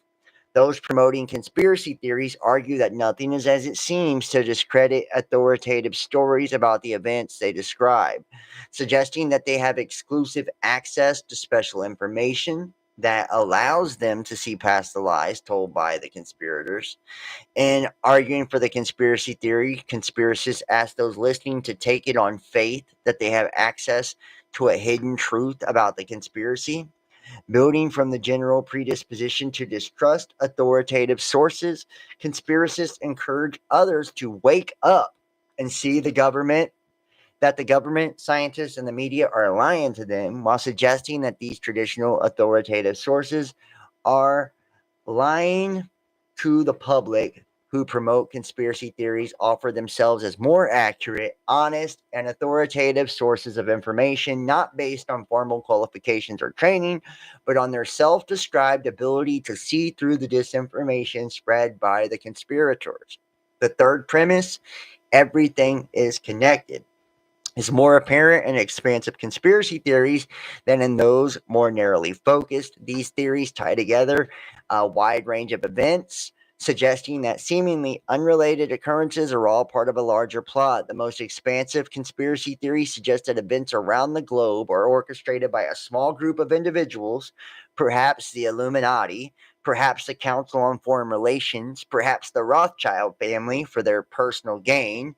Richard Hofstadter noted that the prominence of this feature of conspiracism in American politics and the paranoid style, a vast or gigantic conspiracy is the motive force in historical events. Conspiracy theories in the Patriot Militia movement include both smaller scale conspiracies that focus on corrupt individuals within government and larger scale conspiracies that depict government itself as corrupt. Prominent anti-government conspiracies, gun confiscation. Isn't it interesting that they came out with this fucking document even? Like, isn't it? Just saying. Some of the most durable conspiracy theories in the Patriot Militia movement assert that the federal government is preparing to confiscate privately owned firearms. This branch of conspiracism reaches back decades, but it exploded in the 1990s after the passage of the Brady Handgun Violence Prevention Act in 93, as a federal assault weapons ban in 94. Two ideas are central to this line of thought. First, there are malevolent actors within the government who want to confiscate firearms because they believe that widespread gun ownership prevents them from seizing more power. Second, any act that could facilitate confiscation will facilitate confiscation. Thus, those worried about federal gun control warn that the government intends to use any sort of gun owner registration, for example, list of those who have concealed carry permits, to ensure it knows who it must confiscate guns from in the future. And I'm sorry, I would love to know in the comment section how many of these boxes you have checked off. Right? In the comment section, let me know. Do you follow under all three of the premises of conspiracy theories? Now, the government conspiracies, the gun confiscation. Tell me, how much of a conspiracy theorist are you? Right? How big of a dissident are you? A recurrent feature in these conspiracy theories is Form 4473, a document that prospective gun buyers fill out as part of the background check process. Federal law prohibits the government from keeping records on gun ownership, but licensed firearms dealers are required to keep each completed Form 4473 for 20 years. Despite this limitation, some conspiracy theories point to the forum as means by which the government will confiscate weapons. For example, Michael Vanderbo, a prominent Patriot Militia movement blogger who found the Three Percenter movement, wrote a short story in '96 in which concerned gun owners, the heroes of the story, broke into local gun shops and stole or destroyed records, including Form 4473, as an effective tactic in blunting federal registration confiscation schemes. And you know what? Just speaking of like the numbers, you know how the numbers are always so significant. We've seen like, with the at the very beginning, the federal ICE agent, Pure 40, right? The 40 caliber being 42 years old, right? In New York City, right? Unaliving himself. Think about President Trump too, just to kind of add fuel to the fire of all the things that are taking place and all the evidence that we've seen so far in tonight's video. Him being president number 45 and 47, right? 45 and 47. 4 plus 5 is 9. 4 plus 7 is 11. He's president 9/11. Just saying. I don't know how many of you guys are aware of that, but he's 45 and 47. He's 9/11, right? We know how significant all that is. Expectations that Form 4473 will be used as a means for firearms confiscation began before the 90s, and they extended far into the mainstream culture amidst references to other conspiracy theories in the '84 Hollywood action film Red Dawn, which is where China takes over the United States. Briefly mentions the form. After invading a town in Colorado, the Cuban Colonel Bella orders a Russian KGB agent to go to the sporting goods store. What is that movie? I'm trying to think. Let me see what it is.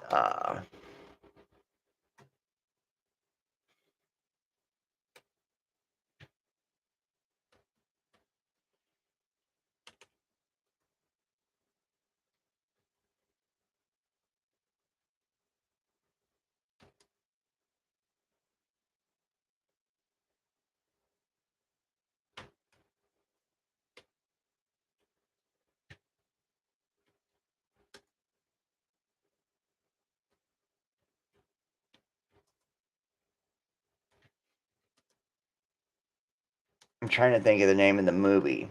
It just recently come out. It's this one, Leave the World Behind. Right, Leave the World Behind. This is just a recent movie that I went online this morning and I rented us. And in this movie, right, we showed you the 0 day one, right? And remember, Netflix is like, which the founder of Netflix is the great grandson of like one of the modern godfathers of psychological warfare, or MK Ultra or some shit like that. I don't know if you guys are aware of that, but it's heavily connected to the mind control shit and all of that. The founder of Netflix, go figure. He's part of the MK Ultra mind control, which we're going to look at the PSYOP tactics out of the army. I mean, I've got so many cool things, but so Netflix doing the 0 day thing, and then they have also, this movie, the Leave the World Behind, and they're dropping flyers in Arabic saying "Death to America" and shit, right? They get here. I'll just show you the trailer to this one. I went online this morning and I rented us a beautiful house out by the beach. I figured if I made the reservation and packed our bags, it would eliminate most of the reasons to say no.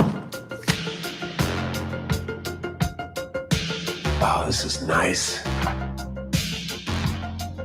Kids look so happy. The Wi-Fi isn't working. Get a pad.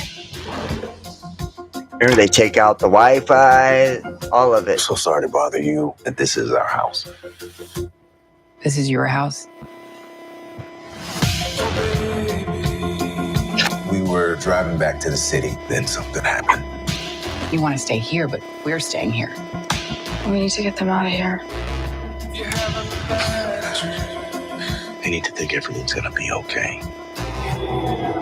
Everything is going to be okay, isn't it? We are seeing ongoing cyber attacks across the country. Cyber attacks. They're using frequency attacks on them. and I don't Radiation. Their teeth start falling out. Everything I know, I have told you. I don't believe you. I would do anything to protect my family. What you do is your business. And they take the Teslas, right? The electric vehicles, because they have the autonomous driving thing or whatever, right? And the driverless shit, and they take them all off the lot and clog up the highways so people can't escape. Get in the with car the electric vehicles. It's crazy. See, there's the Teslas.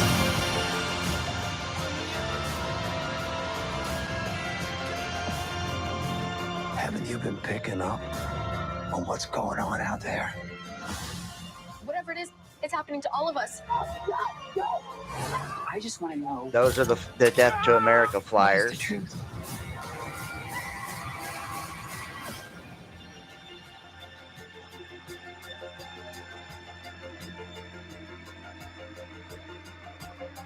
And you got to keep in mind that anytime they do movies like this, the United States government, it's not a fucking conspiracy. They are, in fact, involved with these movies. They, anytime they do anything, with the government and all of this, like they get involved with them. They give them, source information and all of it.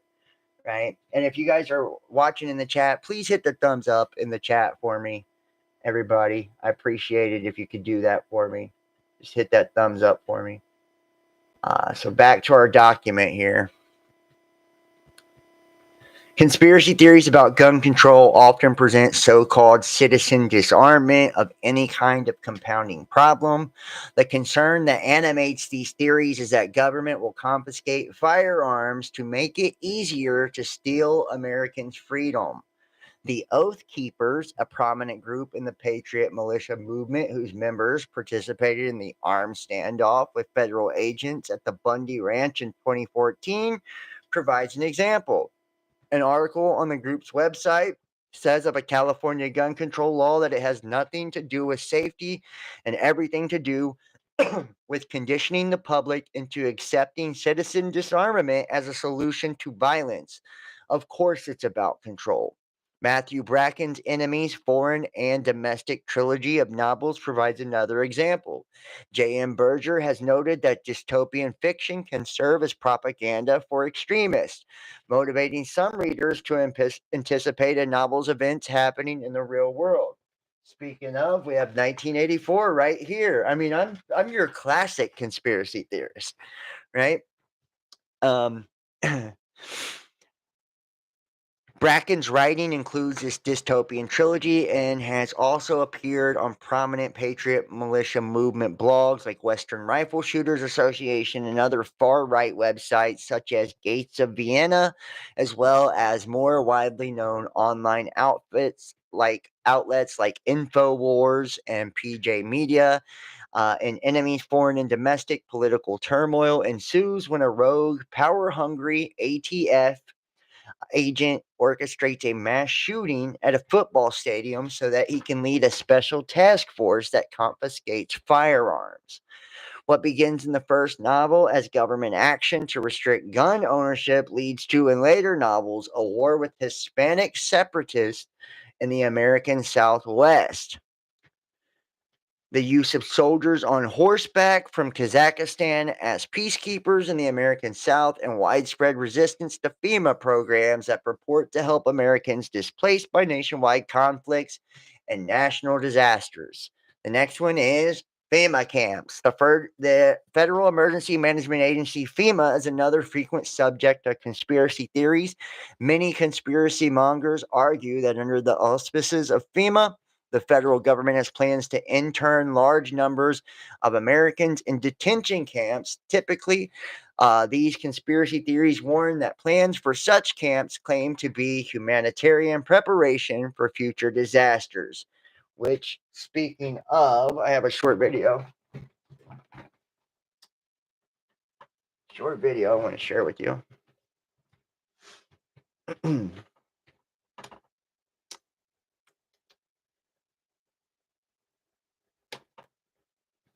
On the North American Union. I'm going to have to skip through some of it. What's up, truthers?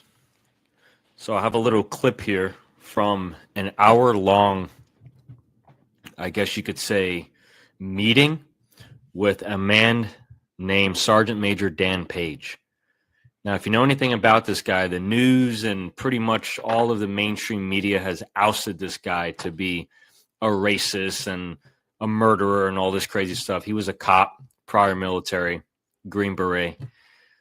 But before mainstream got on his back and started basically destroying his career, he started to talk about a lot of truthful things.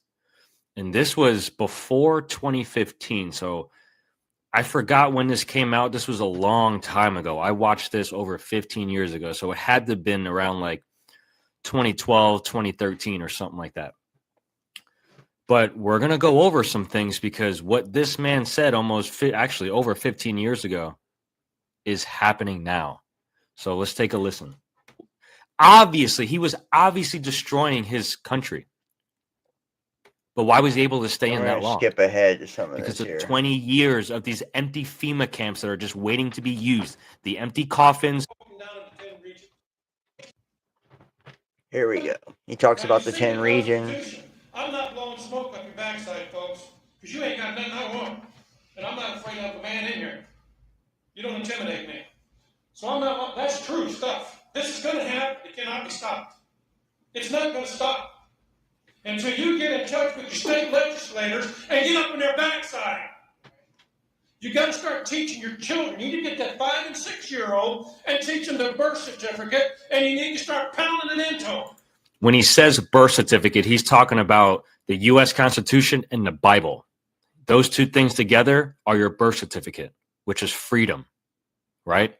So that's the reference he's saying there. Pound it into your children and teach them, because if not, we're just going to keep falling for this. America's a democracy, which is not. It's a republic under God. Democratic Republic. You got to make your man. Constitutional Republic. Man up or get out. Lead, follow, or move. This is serious business. There's going to be a lot of blood, folks. Because you're looking at 160-year-old man ain't going to go along with it. Been there, done that. If I die, I go to heaven. What they going to do, kill me? Hell, I died a long time ago. Could you just say one more time, what does this represent? This represents that the world's been broken down into 10 regions. Right, your brother.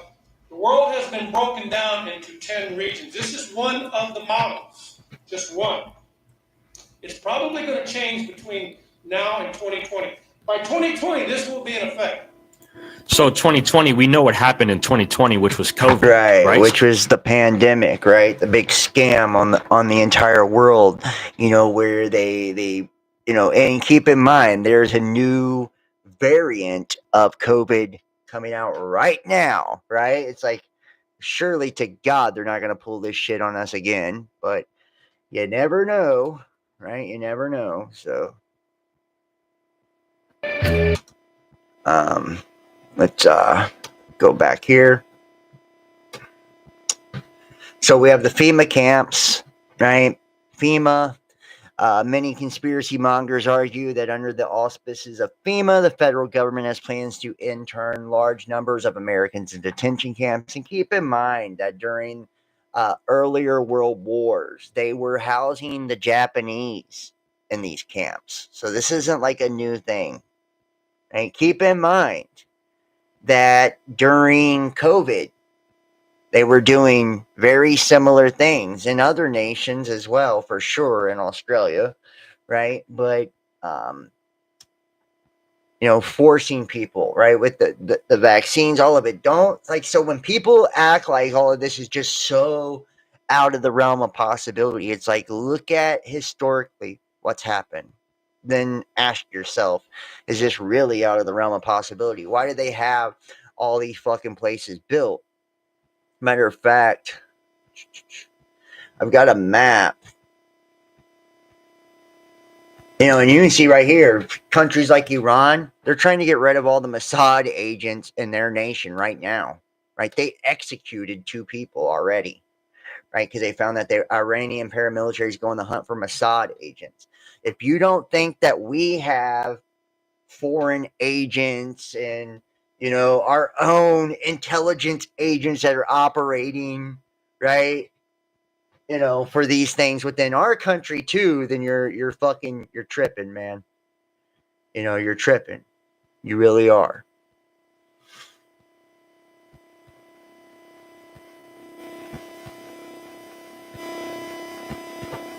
Where am I at here? All right. They claim that typically these conspiracy theories warn that plans for such camps claim to be humanitarian preparation for future disasters, but these humanitarian plans belie a more nefarious purpose. Stuart Rhodes, president of the Oath Keepers, warns there's always a dual use excuse. It's going to be difficult to find a smoking gun that says this camp is for internment of dissidents. Keeping this in mind, the Patriots militia community is told to be wary of government plans to help people, as they may be cover for plans to violate the liberty of Americans.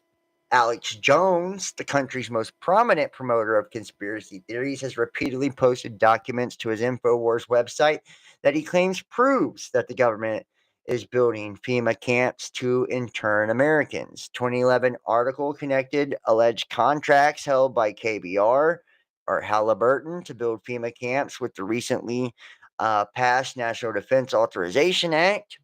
This included language allowing the government to indefinitely detain unlawful enemy combatants. The article also connected these FEMA camps to national emergency centers to be located on military installations for the purpose of providing temporary housing, medical, and humanitarian assistance to individuals and families dislocated due to an emergency or major disaster. According to the bill, in addition to emergencies, the legislation is designed to meet other appropriate needs as determined by the Secretary of Homeland Security, an open-ended mandate which many fear could mean the forced detention of American citizens in the event of widespread rioting after a national emergency or total economic collapse.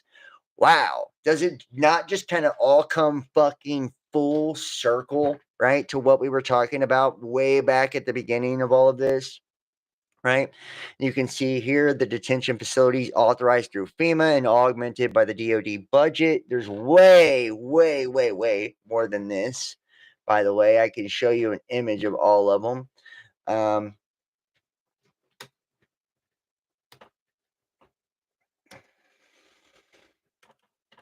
Just to show you, we have the regions, right? Right, so here you go.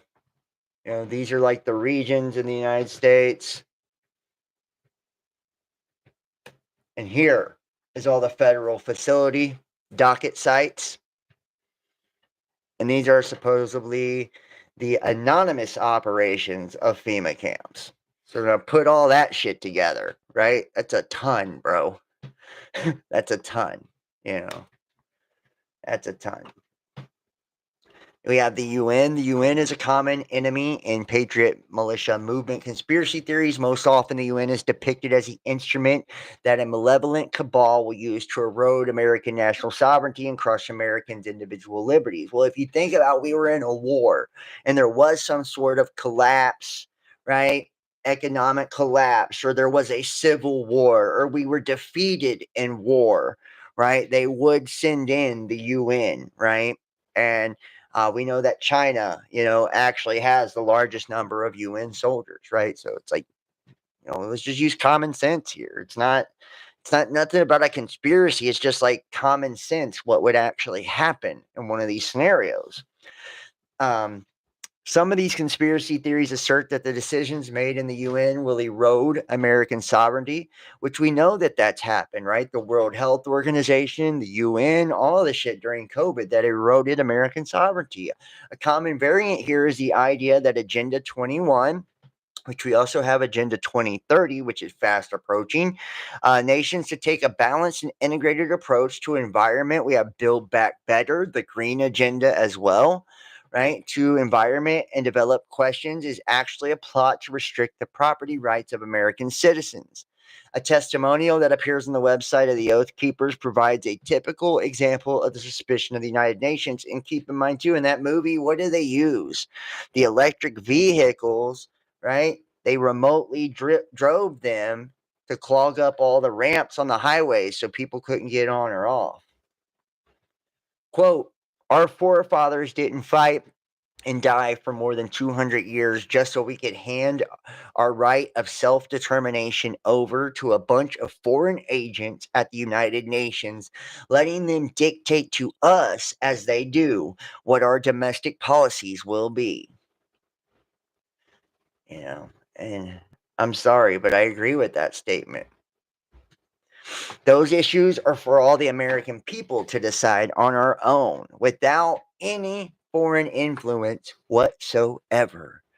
These conspiracy theories often argue that American government officials are colluding with United Nations officials to take away Americans' rights.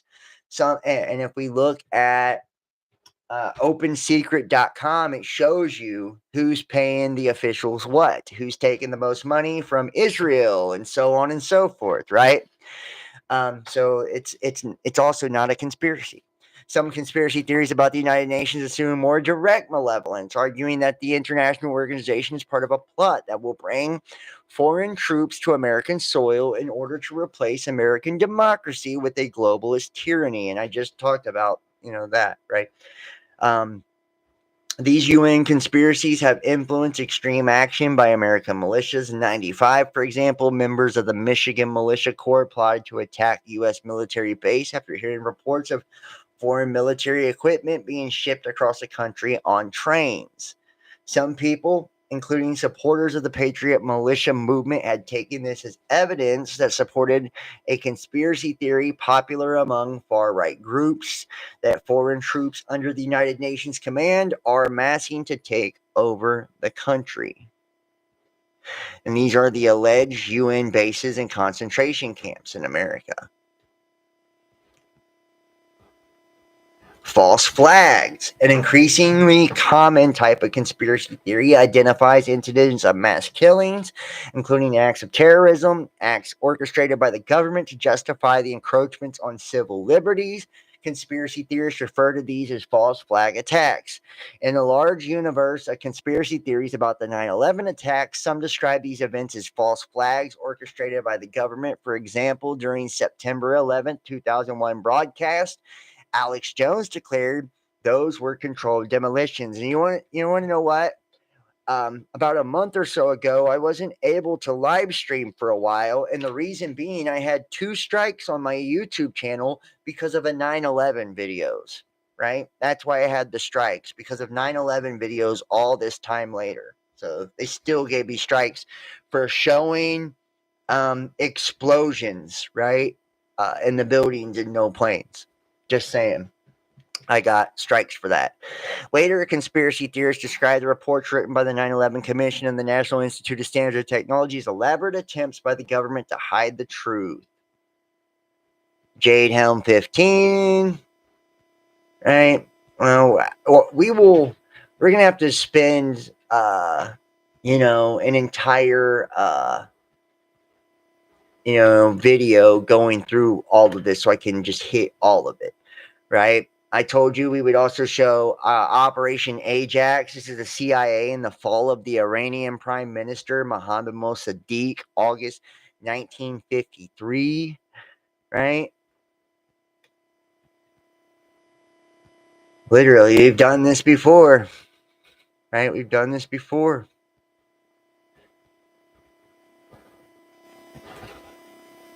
During the height of the Cold War in the 1950s, Washington considered the Middle East in general and Iran in particular to be among the great strategic prizes in the geopolitical and ideological struggle against the Soviet Union.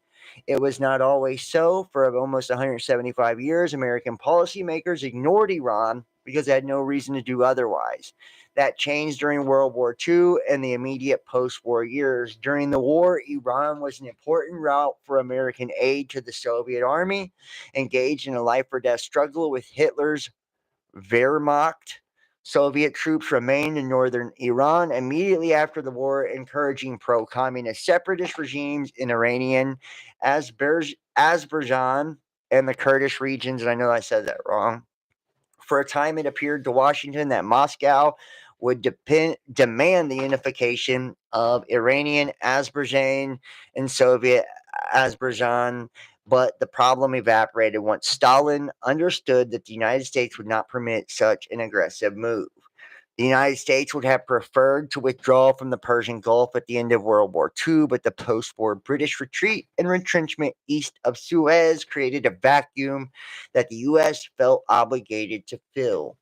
After London announced it could no longer supply military and economic aid to Greece and Turkey, President Harry Truman publicly declared in March 1947 the U.S. would support free peoples everywhere, resisting attempted subjugation by armed minorities or by outside pressures. For Iran, the Truman Doctrine, as this pledge came to be known, meant that the United States was replacing Britain as the main geopolitical counterweight to the Russians.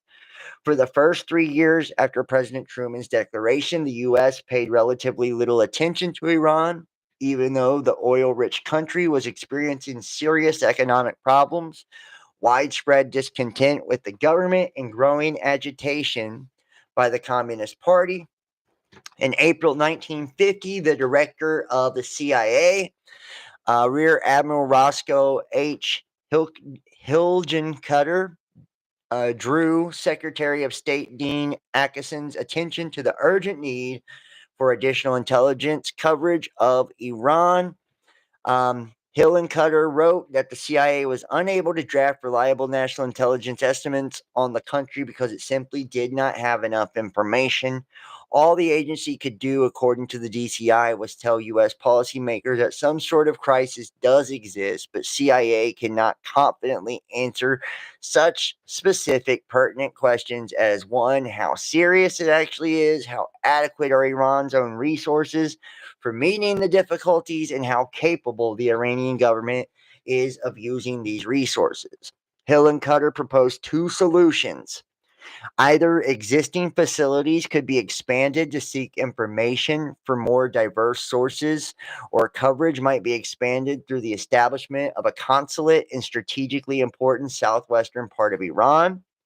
And the records do not contain Atkinson's reaction to Hill and Culler's letter, but the still classified copy in the National Archives has 3 handwritten notes attached to it. The first is Fisher Howe, Deputy Special Assistant to Secretary of State, forwarding the letter to John D. Jernigan, Deputy Assistant Secretary of State for Near Eastern, South Asian, and African Affairs.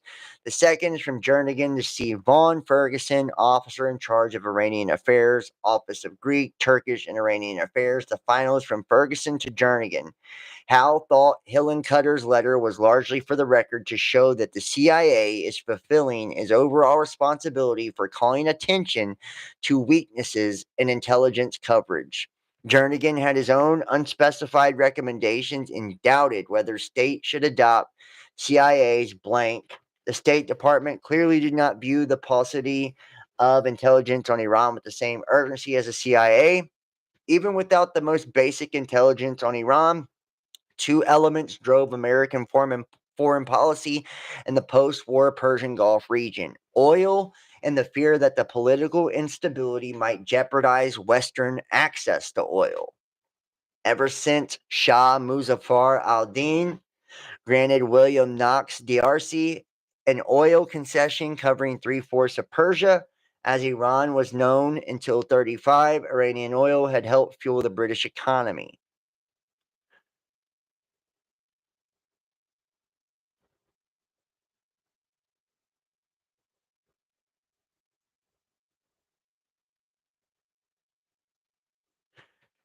At the same time, so Mossadegh challenges the Shah.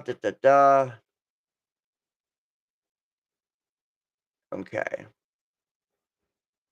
And in 53, according to the Iranian specialist, the Shah had been stripped of all powers he had fought for and recovered since 41. Prime Minister seized the opportunity to purge the Iranian officer corps, forcibly retired many royalist officers, and cut the military budget 15%. Yeah, so basically what they did was overthrow the government there, right? With Kermit Roosevelt. And then we have the psychological operations, processes, and techniques from the army as well, which this is a 7-phase PSYOP process, right? This is what happens with the military, right? The different phases of PSYOPs, psychological warfare, which brings me to my second to last video, right? This is what we did to the Iranians, what is being done to us now. Bezmenov was born in 1939 in a suburb of Moscow. He was the son of a high-ranking Soviet Army officer. He was educated in the elite schools inside the Soviet Union and became an expert in Indian culture and Indian languages. Former KGB He had an agent Yuri outstanding career Bezmenov. with Novosti, which was the information and active measures. Well, you spoke several times before about ideological subversion. That is a phrase that I'm afraid some Americans don't fully understand. When the Soviets use the phrase ideological subversion, what do they mean by it?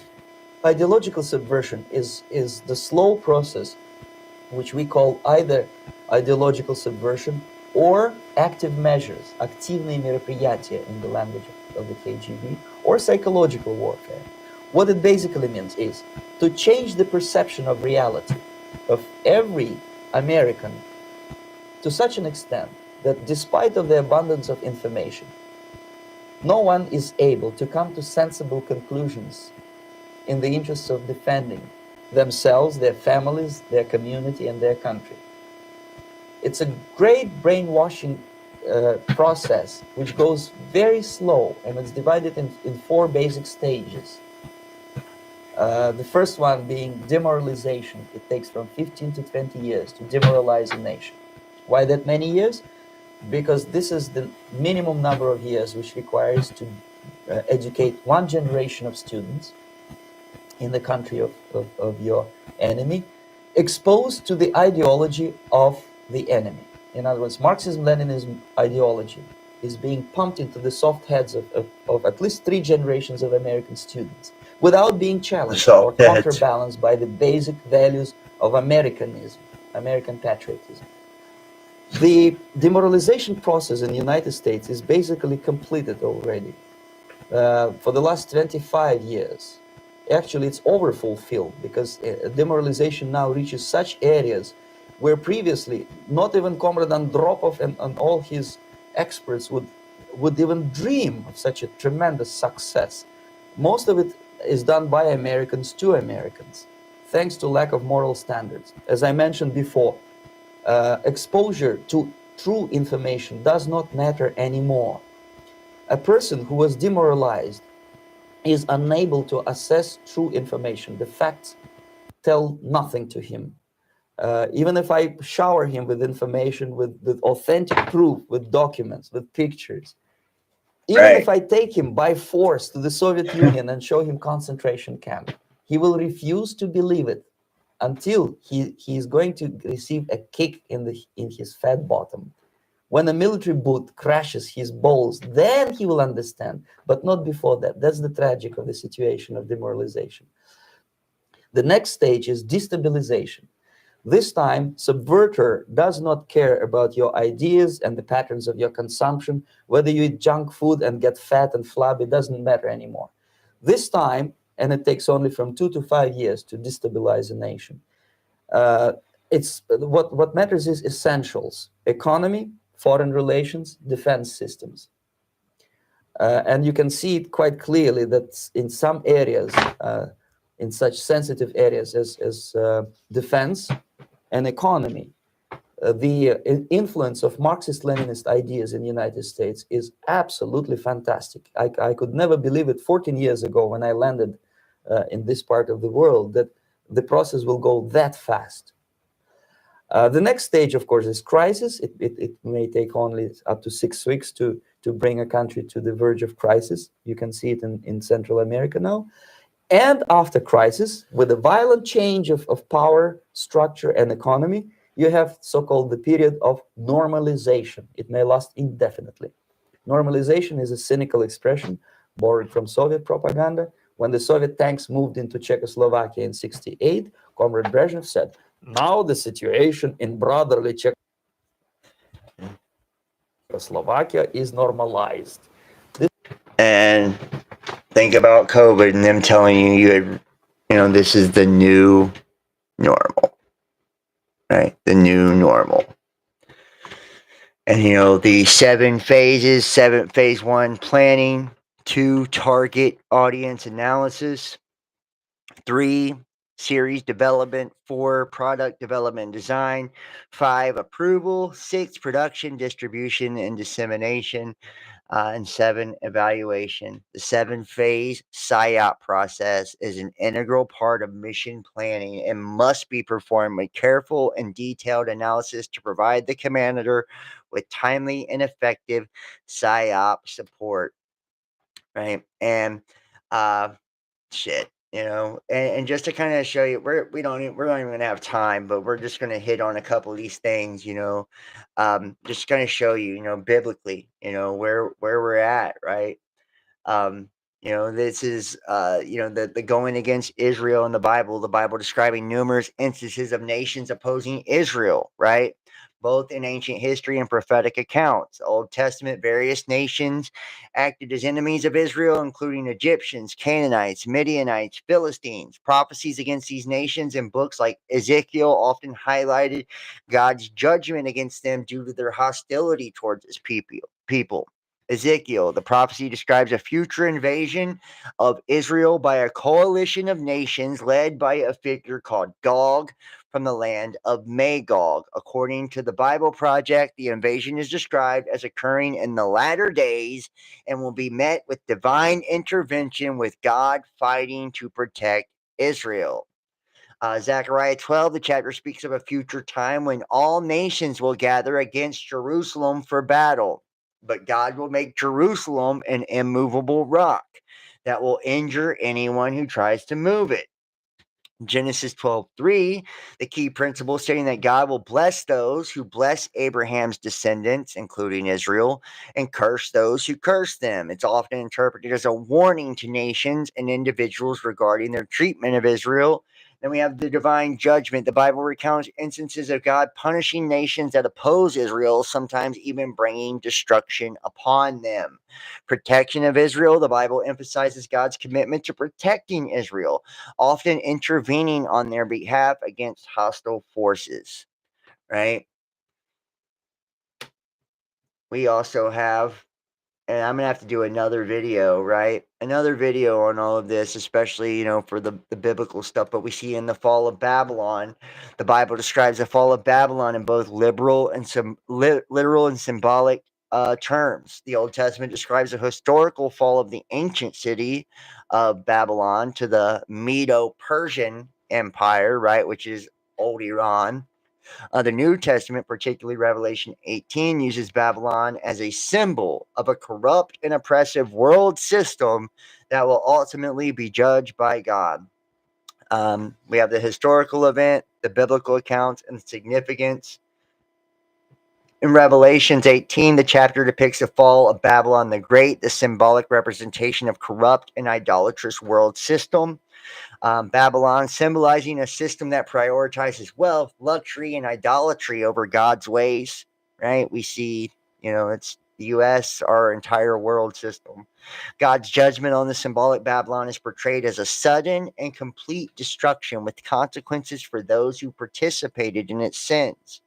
In the end times, the fall of symbolic Babylon is often linked to the end times and the final judgment of God. And there's a call to separation in the text of Revelation 18:4 and 5. It calls on God's people to separate themselves from this corrupt system, right? Flee from her, lest you share in her destruction, right?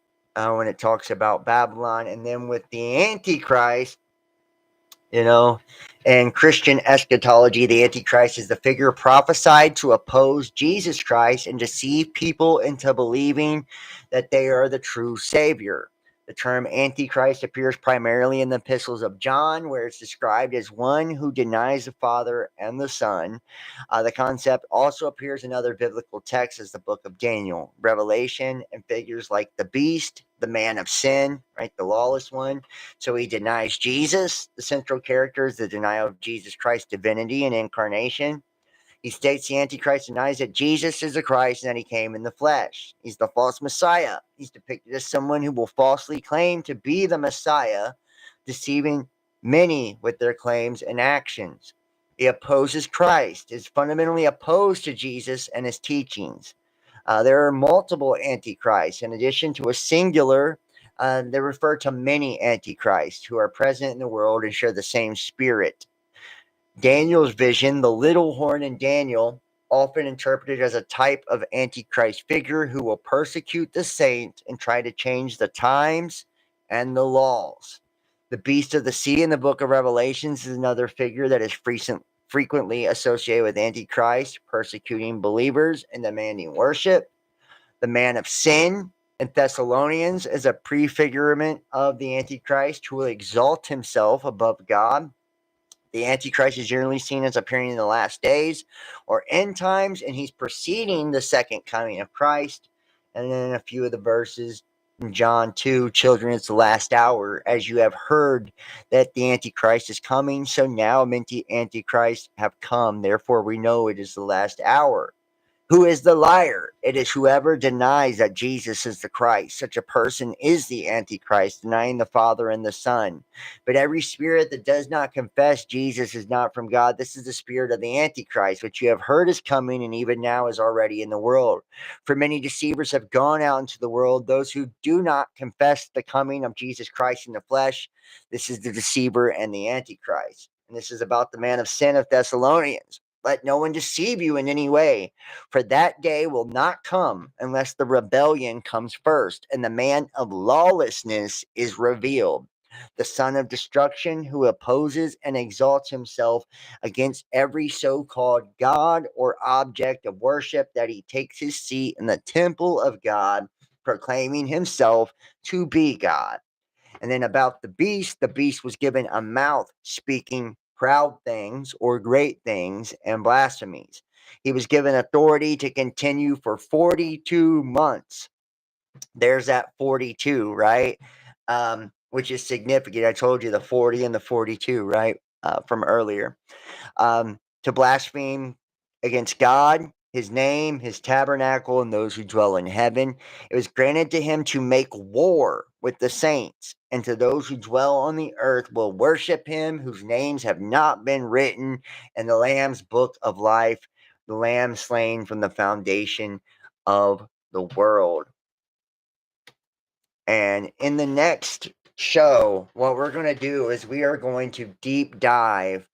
I have 1,000 different versions. I have the greatest Bible app ever. It's called The Word, and I'm not sponsored by them. It's a free Bible app called The Word, and you can get the Geneva Bible, every version of the Bible, right? It's got these amazing notes, the Hebrew, the Greek, all of it, right? This is the best study tool you could ever find. It's free. There's so many free add-ons and modules and stuff.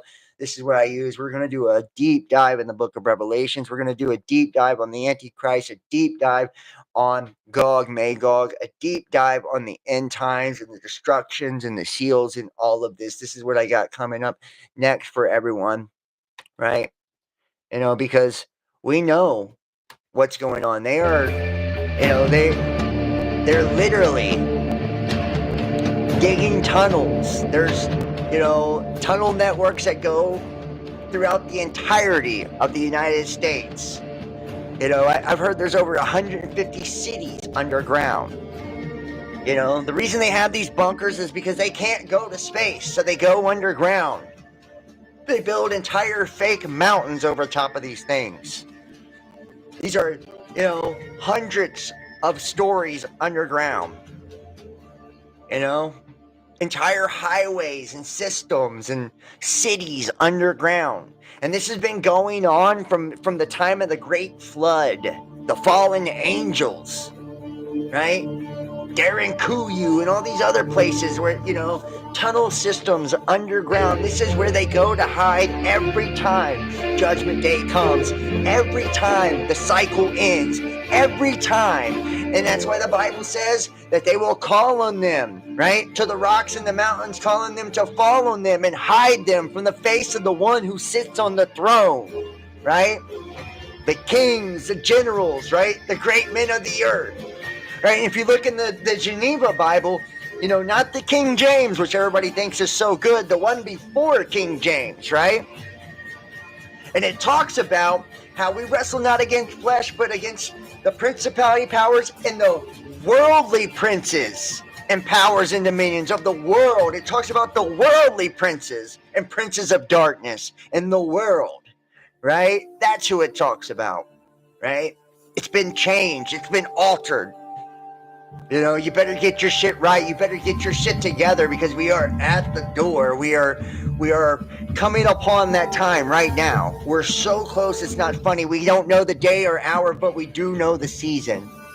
I do want to encourage all of you guys, please, if you have not subscribed or followed my channel, subscribe, follow, click the bells, get all the notifications, hit the likes, the thumbs ups, you know, share the links manually to your Facebooks, Instagrams, all of your social media pages, upload the videos, all of it, man. Put it out there, make reels, clips from it, whatever. You have my permission. Share it. Help me to get it out there. That way new people can find me. Send it to your friends, your family. Show them what's going on, right? Show them what's up. And like I said, man, we are viewer powered. We need your support. You know, we've been demonetized everywhere. We definitely need the financial support right now. We're still over $100 away from the monthly goal. I just need your help personally. So help me out. Donate. PayPal.me, The Best Damn Podcast. Cash App, Best Damn Podcast. Facebook.com. John Keane Best Damn Podcast, and that's through Facebook Messenger Pay. And then join us on Patreon, patreon.com, Best Damn Podcast Official. And everybody who donates $20 or more will be entered into win. I'll be doing weekly raffles and the end of the month raffle, all from now until the end of June. I'll be giving away free tarot and astrology readings each week, as well as free Patreon memberships. Every $20 is another entry. So you do $60, that's 3 entries. Your name in 3 times. Whoever donates the month in the month of June will get the Ultimate Fan Package, which is over a $300 value. Free hoodies, free shirts, free coffee mugs, the whole 9, plus all of our uncensored content, thousands of watch hours, all of our private playlists, hundreds of watch hours. Right, so we got so much coming. Each week, I'll pull a winner as well from those who are donating, supporting. Like I said, this is the motivate to get financial support so I can take care of what I need to take care of, and we can also keep the channel going. If you enjoy the content, you appreciate what I do, please donate and support today. The links are in the description. I'll pin them in the top of the comment section as well. Share it, subscribe, like. I want to thank all of you guys for watching. I appreciate each and every one of you and all that you do. Remember, Jesus is the truth, the way, and the life. God bless you guys. I love you, and I'll see you next time. Peace.